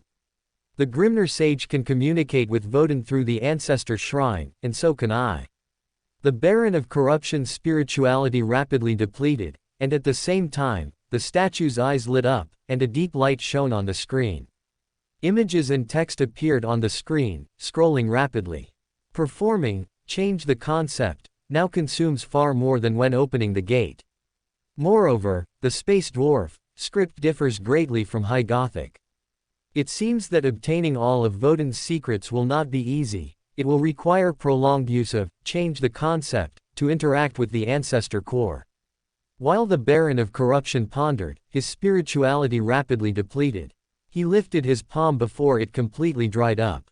He had not yet found a way to actively communicate with Vulcan, like the Grimnir Sage, and the flashing images and text were uncontrollable. The Baron of Corruption could not accurately understand their meaning. Although he could not read the text, he could barely understand the meaning through the graphics. He saw 10 Grimnir Sages, each with 2 cogitators, kneeling before a statue as large as the one before him. Their expressions were excited, and they chanted sonorous hymns. Outside their chamber, countless space dwarf held wine cups, reveling in joyous celebration. The statue was loaded onto a massive ship, and then the ship set sail. The ship arrived at a planet, and the statue was moved underground into the planet. Ning Lu's eyes were deep. Combining this with what he knew about space dwarf lore, he had some conjectures. He knew that both Vodun and Ancestor Shrines were intelligent machines, and they could transform into each other under certain conditions. Vodun would decline due to data volume growth, exceeding limits, and other reasons, retaining only the functions of an Ancestor Shrine. This would be considered a tragic event by the Hearthguard who witnessed it. In Ning Lu's memory, before the Great Rift opened, many Vodun declined because the memories of generations of deceased space dwarf flooded in, exceeding their capacity. Some Ancestor Shrines would spontaneously develop artificial intelligence and ascend to become Vodun. When such a miracle occurred, the entire clan would consider it a great honor and rejoice greatly. The birth of a new Vodun might also foster the birth of new alliances. Sometimes, the clan he belonged to would choose to leave and establish a new alliance. So, the Squat Alliance was a new alliance born after the Ancestor Shrine ascended. Chapter 393, The Resolute Space Dwarf. After the Baron of Corruption interacted with the Ancestor Shrine through Change the Concept, his understanding of the Squat Alliance rapidly increased. The Gene Seed Primarch's superhuman brain, combined with images, quickly mastered the Space Dwarf, writing, gaining a deeper understanding of this alliance every day. As a young alliance, Squat lacked the accumulation of time compared to other alliances. Powerful weapons like concussion weapons were rarely equipped, only serving as secret weapons for elite units of various clans, not widely deployed. Most Hearthguard were equipped with bedrock-type boltguns and void armor. Compared to the Imperium's weapons, their greatest advantage was their greater stability, reliability, and adaptability to extreme environments like the high radiation in the galactic core. In terms of important parameters like firepower and protection, they had no advantage over the Imperium of Man's boltguns and power armor. Only when competing for mineral resources in the galactic core, especially in the Deadlands, would the advantages of the Space Dwarf weaponry become apparent. Besides the origin of the Squat Alliance, the first thing the Baron of Corruption gained from the interaction was the clone tapestry technology. Clone tapestry technology is the method Voden uses to create various types of Space Dwarf, such as Hearthguard, Ironkin, and Grimnir sages, using stored gene templates. The Gene Seed Primarch, relying on his superhuman memory, etched the relevant knowledge into his mind. Although he had mastered the relevant knowledge, Ning Lu did not fully comprehend the gene creation technology. He decided to entrust this aspect to a professional, Malina Scala. After Ning Lu inspected the items collected by the honor guard and found no alchemical materials, he left Jushin's spear on the cabin floor and then went to the disordered country. His spirituality spread, touching the green light sphere. The Baron of Corruption saw Malina inspecting plants alone in the farmland. When no one else was around, he had a thought and pulled her into the disordered country. Malina was enveloped in black mist. When she regained her senses, she was already in a mysterious space. After looking around, she respectfully saluted the Black Emperor. "My lord, have you gained anything from the Sam-Khan Arc fragments?"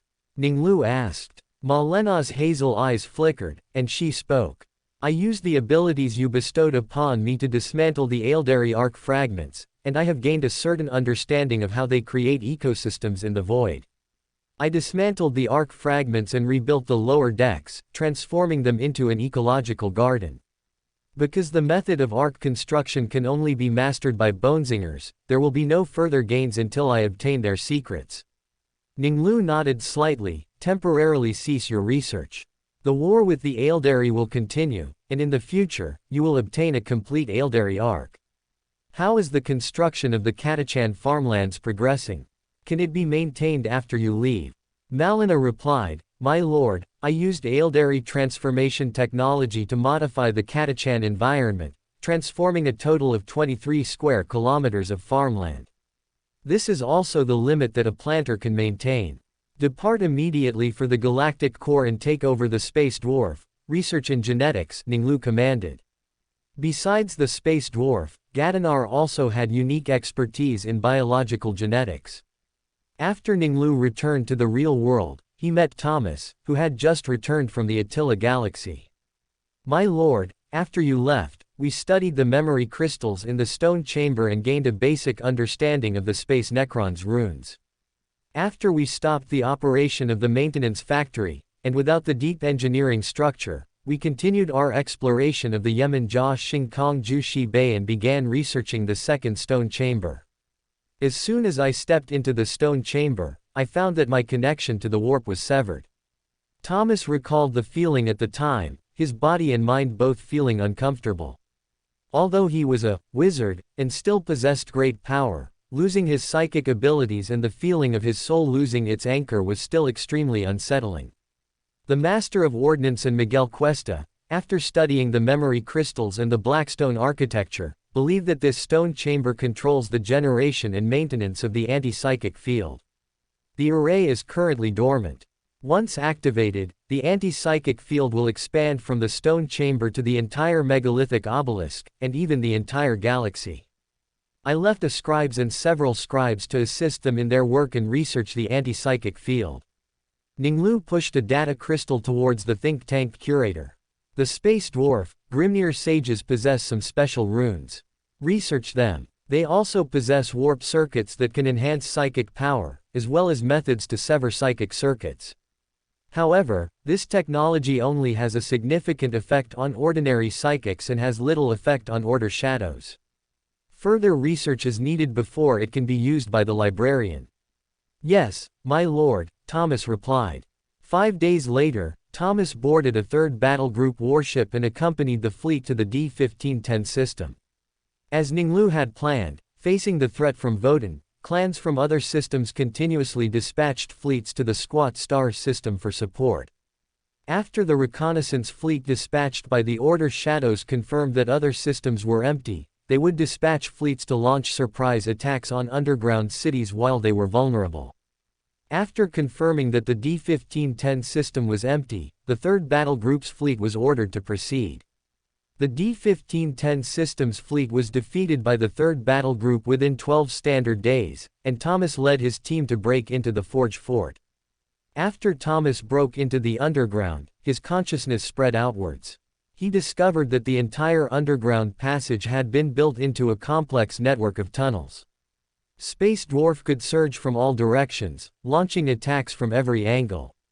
His consciousness swept over the Space Dwarf, feeling like he was hitting solid rocks. Prepare for battle. Thomas discovered that the nearest Space Dwarf were already less than a kilometer away from them. It's the shield weave technology mentioned in the data provided by my lord. The enemy is using shield weave technology to create energy cloaks, allowing them to approach us stealthily. This technology can weave the energy used by both refractors and conversion fields, and intersperse special energies like magnetic pulses within it, thereby creating multi-frequency shields that can be condensed into energy cloaks providing individual protection. It can cover an entire squad, large vehicles, or even an entire dome. As Thomas spoke, he quickly marked the discovered space dwarf on the team channel using his scrying box. At the same time, he ascended to the 3rd level of Telema's mental state, activating the power of the Osiris mind control staff, and his consciousness infiltrated the minds of 2 space dwarf. Thomas's consciousness seemed to crash against a rigid rock door, and the rebound of the collision created ripples of shock in his mind. He calmed the discomfort caused by the mental impact and thought to himself. As my lord said, the space dwarf have resolute wills, and mental spells have little effect on them. Although this squad of space dwarf is elite, they are not top tier, yet it is not easy for me to break through their defenses. Thomas touched the pockets and bottles hanging on his power armor. Although his specialty, psychic abilities, couldn't be used, he was still a wizard. Chapter 394, The Wizard. Thomas's consciousness swept around, alerting the warriors of the 3rd Battle Group's 5th Company. 12 o'clock, 3 o'clock, 9 o'clock direction. The Order Shadows raised their bolt guns and fired a dense barrage at the Hearthguard warriors. Diamond-tipped rounds struck the energy cloaks formed by shield-weaving technology, then were deflected by the force field onto the rock wall. Boom, boom, boom. The wizard pressed a tube of powdered ammunition into his archaeological handgun. He infused it with spirituality and pulled the trigger. The wizard had previously confirmed through experimentation that this ancient weapon, capable of firing any ammunition, did not reject either psychic or spiritual materials. The powder exploded in the 3 o'clock direction, and blue powder was scattered by the impact, making the energy cloaks shimmer like mist. The Order Shadows immediately raised their bolt guns and fired a dense barrage of bolts at the Hearthguard. Amidst the roars and explosions, several Order Shadows and Hearthguard fell simultaneously. The wizard then consecutively fired a spiritual material-based round in the 12 o'clock and 9 o'clock directions. The Black Emperor had given him all the spiritual materials after he became a wizard. The wizard used his abilities to research them, creating various potions and bullets. When the wizard cast spells, he could not complete them with a single action. Even the simplest spell required 3 steps. First, concentrating his spirituality. Similar to how psychics use spells, the wizard needed to consume spirituality. Second, he had to mentally outline the corresponding spell's symbolic sigil, or he could substitute it by chanting an incantation aloud. Skilled wizards preferred outlining in their minds, as it made them less likely to be discovered. Finally, he cast the spell with the aid of materials. Some materials acted as mediums, others as integral components of the spell. A wizard's strength was directly determined by the variety and quantity of materials he possessed. Otherwise, even if he mastered a spell, he couldn't cast it. The blue powder came from crystal mirage. It was made by crushing energy crystals and refining them with spirituality, similar to how psychics create psychic items. When the Black Emperor gave him the spiritual materials, he had marked each one.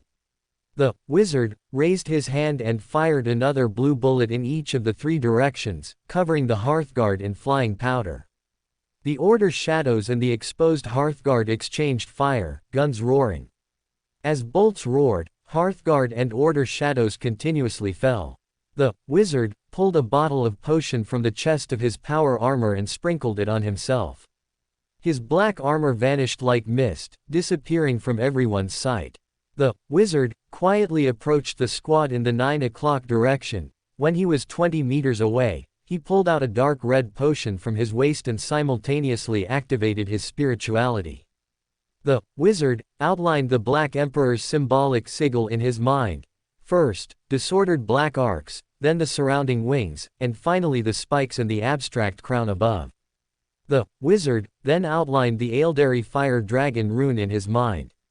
After his promotion to wizard, he combined the ritual magic he had mastered as a mystery prior with his spells.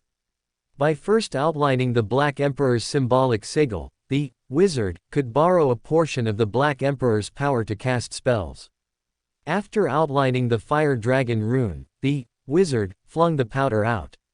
It was a potion he had made by mixing the fire lizard's hides and flesh from Nocturne with black ore. His spirituality ignited the dark red potion, and fierce flames blazed. Some of the Hearthguard smelled a familiar scent, the smell of magma they encountered when mining deep underground. Thomas saw their void suits burning fiercely, but they did not fall. The data provided by my lord mentioned that the space dwarf void suits are forged from pylocrete alloy, which has strong resistance to various extreme environments. However, one potion's effect isn't strong enough. I have more potions. The wizard did not pause. While in stealth, he moved around the Hearthguard to another direction, pulled out a silver potion, and flung it out. Cracking and popping sounds erupted, and a ball of silvery white lightning struck over 20 Hearthguard. Amidst the roar, more than 10 Hearthguard's white beards were charred black. Smoke rose from their heads as they fell to the ground. Several other Hearthguard, with tough bodies, did not fall. Some of the silver potion drifted and came into contact with the dark red potion. The 2 potions collided, immediately triggering a chain reaction. A large ball of deep red flames soared, engulfing several Hearthguard and lifting them into the air. Silver electrical flashes shone, tearing the Hearthguard's bodies apart. The Hearthguard raised their bedrock pattern bolt guns and fired in the direction from which the powder had come. The wizard had already left his previous position. After stealthily moving a dozen meters, he pulled out another bottle from his waist and scattered invisible powder. Whoosh! A strong wind materialized out of nowhere, sweeping towards the Hearthguard. The hurricane howled, picking up more than 10 Hearthguard, tossing them upwards, and slamming them violently against the rock wall. The Hearthguard twisted their bodies, firing a dense barrage. They nervously looked around, searching for the enemy hidden in the shadows. The wizard unclipped the largest bottle from his waist, as big as his superhuman palm. The powder in the bottle came from the Kraken of Fenris. It was extracted from their hard flesh and bones after being mixed. As spirituality was infused into the powder, it crackled, instantly transforming into a blue mist. Towering waves surged upwards, crashing onto dozens of the short-statured Hearthguard. The waves carried the Hearthguard through the excavated tunnel, throwing them against the rock wall. Several Hearthguard crashed into the rock wall, their helmets shattered by the immense impact. Their heads then hit the rock wall, stars exploded before their eyes, and they fell into unconsciousness.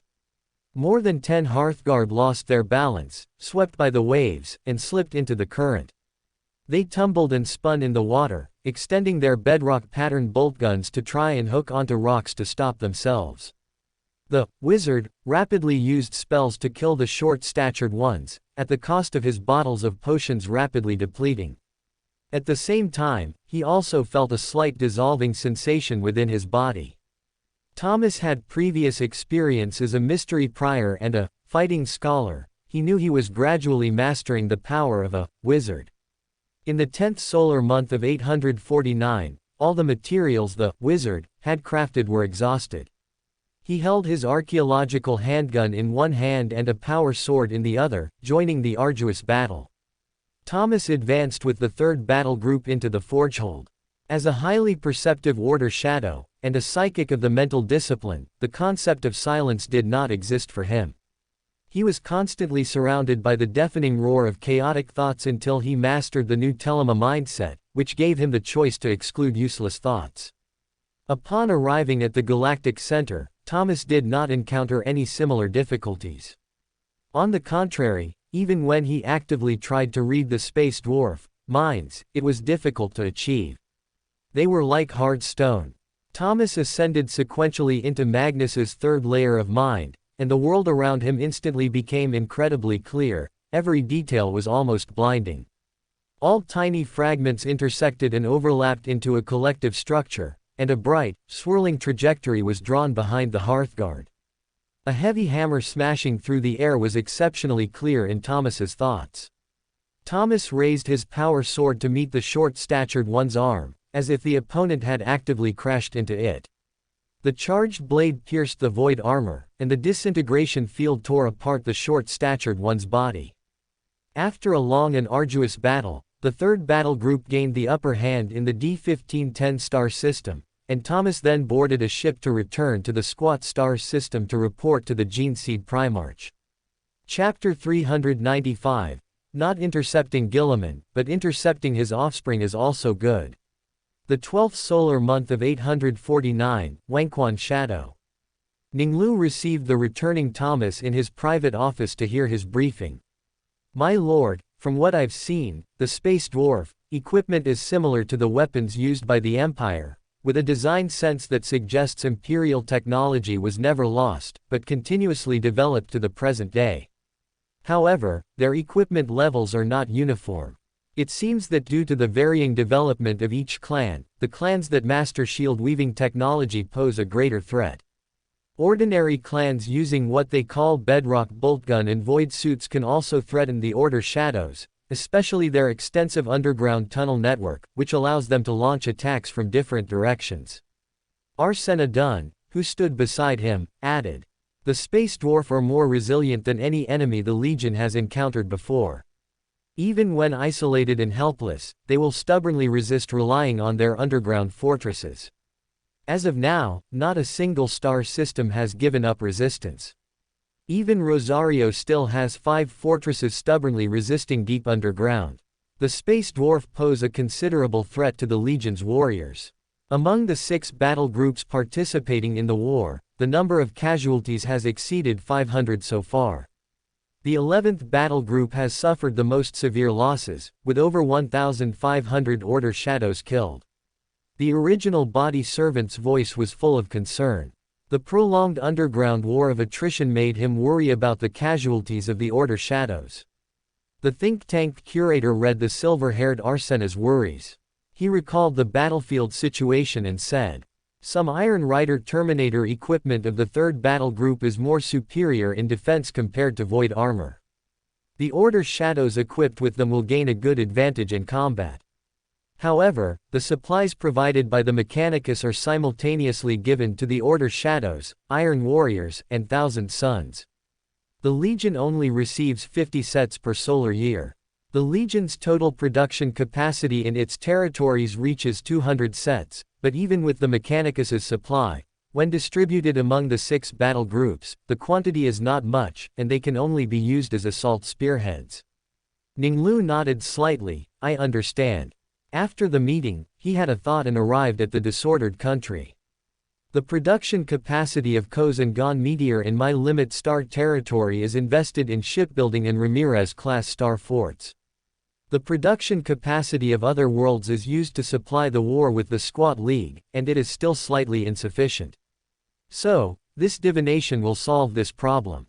The star map of the limit star territory appeared in Ning Lu's mind, and he filtered it based on the information he knew. His standard was to have a large number of mature industrial facilities that could be put into use immediately after occupation to provide supplies for the Legion. In the Gene Seed Primarch's mind, worlds flashed by rapidly. After more than 10 seconds, only one remained. Firestorm Star. Firestorm is the home world of the future, Goddess of Dawn, battle group. The predecessor of this battle group was the Ultramarines' 4th battle group. During the second founding, the Goddess of Dawn was officially established, specializing in lightning-fast armored assault operations.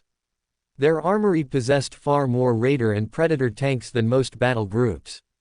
This was thanks to their home world, Firestorm Star, which was comparable in scale to many Forge worlds, providing a continuous supply of war machines for the Goddess of Dawn.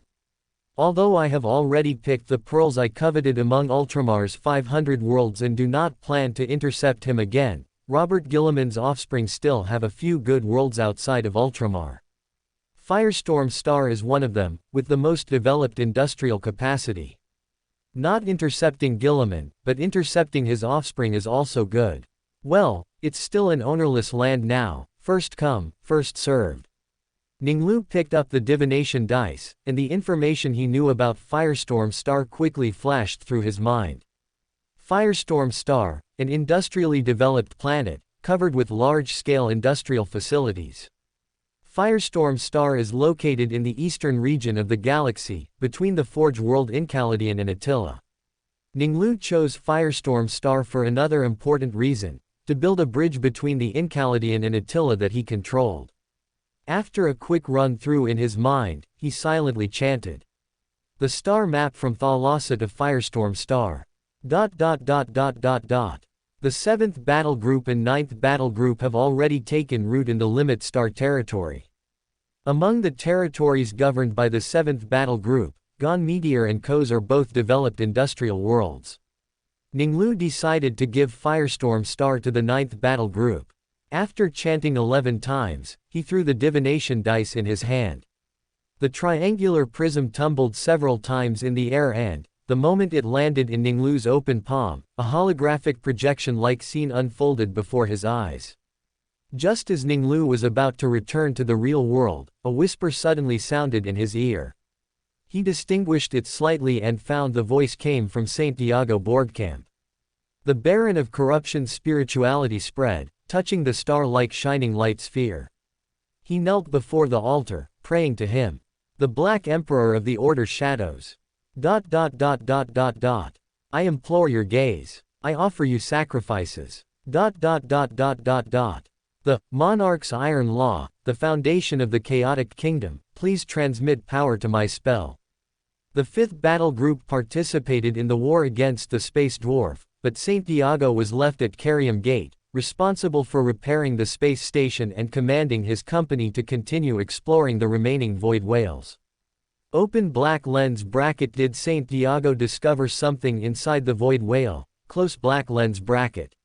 Ning Lu had a thought, and the black mist of the altar in the Carium star system surged, and an invisible gate appeared out of thin air. The wind howled, and items flew up out of nowhere. The Baron of Corruption saw that among the offerings St. Diago presented, there was a peculiar leaf, with silver and gray patterns on its two sides. Ning Lu noticed that it would automatically flip according to the light, with the side facing the light sphere being silver and the side in the black mist being gray. The main material for sequence 7 inches Lucky 1, the silver-gray Salo leaf. Ning Lu had a thought, and a message formed in his mind: collect the silver-gray double-sided leaves. He transmitted the message into the light sphere. Instantly, St. Diago's response sounded, "As you command, my lord." Ning Lu then went to the first layer of space and ordered the space monkeys to start preparing the Lucky 1 potion. After returning to the real world, Ning Lu handed the silver-gray potion to John. The brain cat put the potion into its mouth and skillfully meditated, restraining its scattered power. Ning Lu shared the information with John through a psychic link. The brain cat quickly ran back to its home, grabbed paper and pen with its claws, and wrote rapidly on it. Firestorm Star. John silently recited what he had written, memorizing the information on the paper, over and over again. After 11 times, the machine grabbed the paper and leaned back on his wooden bed. The machine outlined the light sphere in his mind, his eyes turned deep black, and he quickly entered a meditative state. The surroundings immediately became ethereal, and above, invisible things in colorful light seemed to extend, boundless. Images flashed rapidly in John's mind. Ning Lu inspected the images through the psychic link. He saw Astartes like tall monsters, covered in fleshy sludge. With every step the monster took, varying sizes of fleshy sludge splattered onto the ground. Flesh-eating slurry people emerging from the abyssal reef meteor launched a surprise attack on Firestorm Star. Flesh-eating slurry people attack Firestorm Star. Ning Lu arrived at the disordered country, holding the data crystal that contained the star map and Malevalis's data on the Iron Rider Terminator. The Baron of Corruption's spirituality spread, touching the blue light sphere. He saw Chesney sitting at his desk, reviewing 3 data slates laid out before him, handling official duties. With a thought, Ning Lu caused black mist to churn, engulfing Chesney. Chesney found himself swallowed by black mist, but he did not panic. He looked up into the depths of the gray mist and indeed saw the Black Emperor seated high on his throne. "My lord, how is the 9th battle group currently?" Ning Lu asked. "My lord, after a new batch of recruits completed their renovation surgeries and joined the battle group, the total number of Order Shadows has reached 20,500. Aside from Thalassa, the battle group's territory also occupies 10 Saha Duan star systems, 4 of which are suitable for human habitation. According to their terrain, they are all ocean worlds. Among them, 3 star systems have developed fisheries and have been designated as agricultural worlds based on their output, primarily engaged in fish farming to provide food for the Legion's territories in the Limit Star territory. The other star system's seabed contains rich mineral deposits and has been designated as a mining world." Chesney then reported the difficulties the battle group encountered. "My lord, although the main planet Thalassa has developed industries, it is not comparable to a forge world. Its production capacity can only guarantee equipment supply for 6 companies. After the war broke out in the Galactic Center, the Legion's supplies were somewhat affected, and the weapons and equipment supplied by Incaldian could not meet the battle group's demands." Ning Lu nodded slightly. He used telekinesis to wrap 2 data crystals and sent them to Chesney. "Lead your fleet to Firestorm Star. After occupying Firestorm Star, manage its industrial facilities efficiently. It will provide a continuous stream of war machines for your battle group. Additionally, use the data provided by Malevalis, who completed the Iron Rider Terminator, to establish a production line, with its capacity primarily focused on this in the short term." "As you command, my lord." Chesney breathed a sigh of relief. He had no doubt about the Black Emperor's words, the battle group's supply problems would soon be resolved. The black mist engulfed Chesney. When he came to his senses, he was back on his flagship. The Storm Lord immediately issued orders. The fleet would set sail, target Firestorm Star. In the 2nd solar month of 850, Firestorm Star. The warp tides of the Great Vortex hurled meteors from the abyssal reef into the real world. Countless meteors streaked across the sky of Firestorm Star, crashing onto the ground. Busy workers looked out at the loud noises, and to their horror, they saw tall monsters covered in muddy flesh emerging from within. "Flesh-eating slurry people," a worker cried out in terror. Every few hundred or thousand years, monsters called flesh-eating slurry people would appear with falling meteors. Whenever this happened, the fiery glow of the meteors streaking through the atmosphere made the entire planet seem to be in a firestorm, which is why they called their planet Firestorm. This was both a catastrophe of death and, at the same time, brought new meteorite materials to Firestorm Star. The last time was 400 years ago, and the time before that was about 1500 years ago. Alarms blared, and workers quickly ran to the armory, grabbing firearms to defend against the flesh-eating slurry people's attack. Dull thuds and terrified screams came from the factory entrance. Foreman nervously directed the workers to aim their weapons at the entrance. A massive figure swayed as it walked in. Although it was generally humanoid, its body was filled with mud, looking as if it had been pulled out of a cement pit. Its mouth and body were covered with fresh, red shredded meat and bones, clearly having just feasted. Fire! The foreman roared, and countless blazing beams shot towards the flesh-eating slurry person. The dense beams struck the flesh-eating slurry person, riddling its muddy body like a sieve. The hanging lights above shone through, and the light penetrated, making it look like a honeycomb. A second, a third, and more flesh-eating slurry people followed close behind, walking in. Workers raised their weapons and attacked. Solid rounds fired from automatic guns would immediately sink into their muddy bodies upon impact. Even scorching laser beams required hundreds of shots to melt their bodies and bring them down. The flesh-eating slurry people advanced with stumbling steps while the workers changed their energy magazines. A flesh-eating slurry person charged into the crowd of workers. Its large, muddy hand grabbed a worker and stuffed him into its mouth. The worker's head and neck were swallowed by the muddy maw. The worker's legs thrashed wildly, and his arms pushed against the flesh-eating slurry person's body, emitting painful cries and struggling desperately. After a few seconds, strange gray smoke rose from his arms, and his arms were corroded into a bloody mess. 10 odd seconds later, the worker's neck had completely disappeared, and only bones remained of his arms. Shredded meat hung on the flesh-eating slurry person, crackling as if being roasted over a fire. At the same moment, in orbit around Firestorm Star, the 9th Battle Group's fleet arrived. As soon as the warships warped from the warp to the real world, the Storm Lord received a report from the Sound Array Master. "My lord, countless reefs are emerging from the warp currents, striking Firestorm Star like meteors. Prepare for battle." Chesney remembered the data recorded by the Black Emperor in the data crystal. The flesh-eating slurry people would launch raids on Incaldian and surrounding star systems. A permanent warp storm called the Great Vortex would affect the surrounding star territories. Warp energy waves would bring meteors from the abyssal reef to worlds like Incaldian and Firestorm Star, much like tides carrying deep-sea sand and stones to crash upon the shore. The 9th Battle Group's black drop pods descended from the sky, crashing into the meteorite impact zone. Nicholas leapt out of a drop pod. The storm-type psychic raised his staff. A hurricane formed out of thin air, howling as it swept up dozens of flesh-eating slurry people. The flesh-eating slurry people were torn into the storm, their muddy bodies rapidly ripped apart. Large patches of mud, shredded meat, and bones fell to the ground. Nicholas's helmet's divining box showed dozens of flesh-eating slurry people rushing towards the factory. He strode forward, raised his staff, and a hurricane formed out of thin air, sweeping dozens of flesh-eating slurry people into the air. Nicholas's divining box showed more than 10 flesh-eating slurry people scattered outside the storm.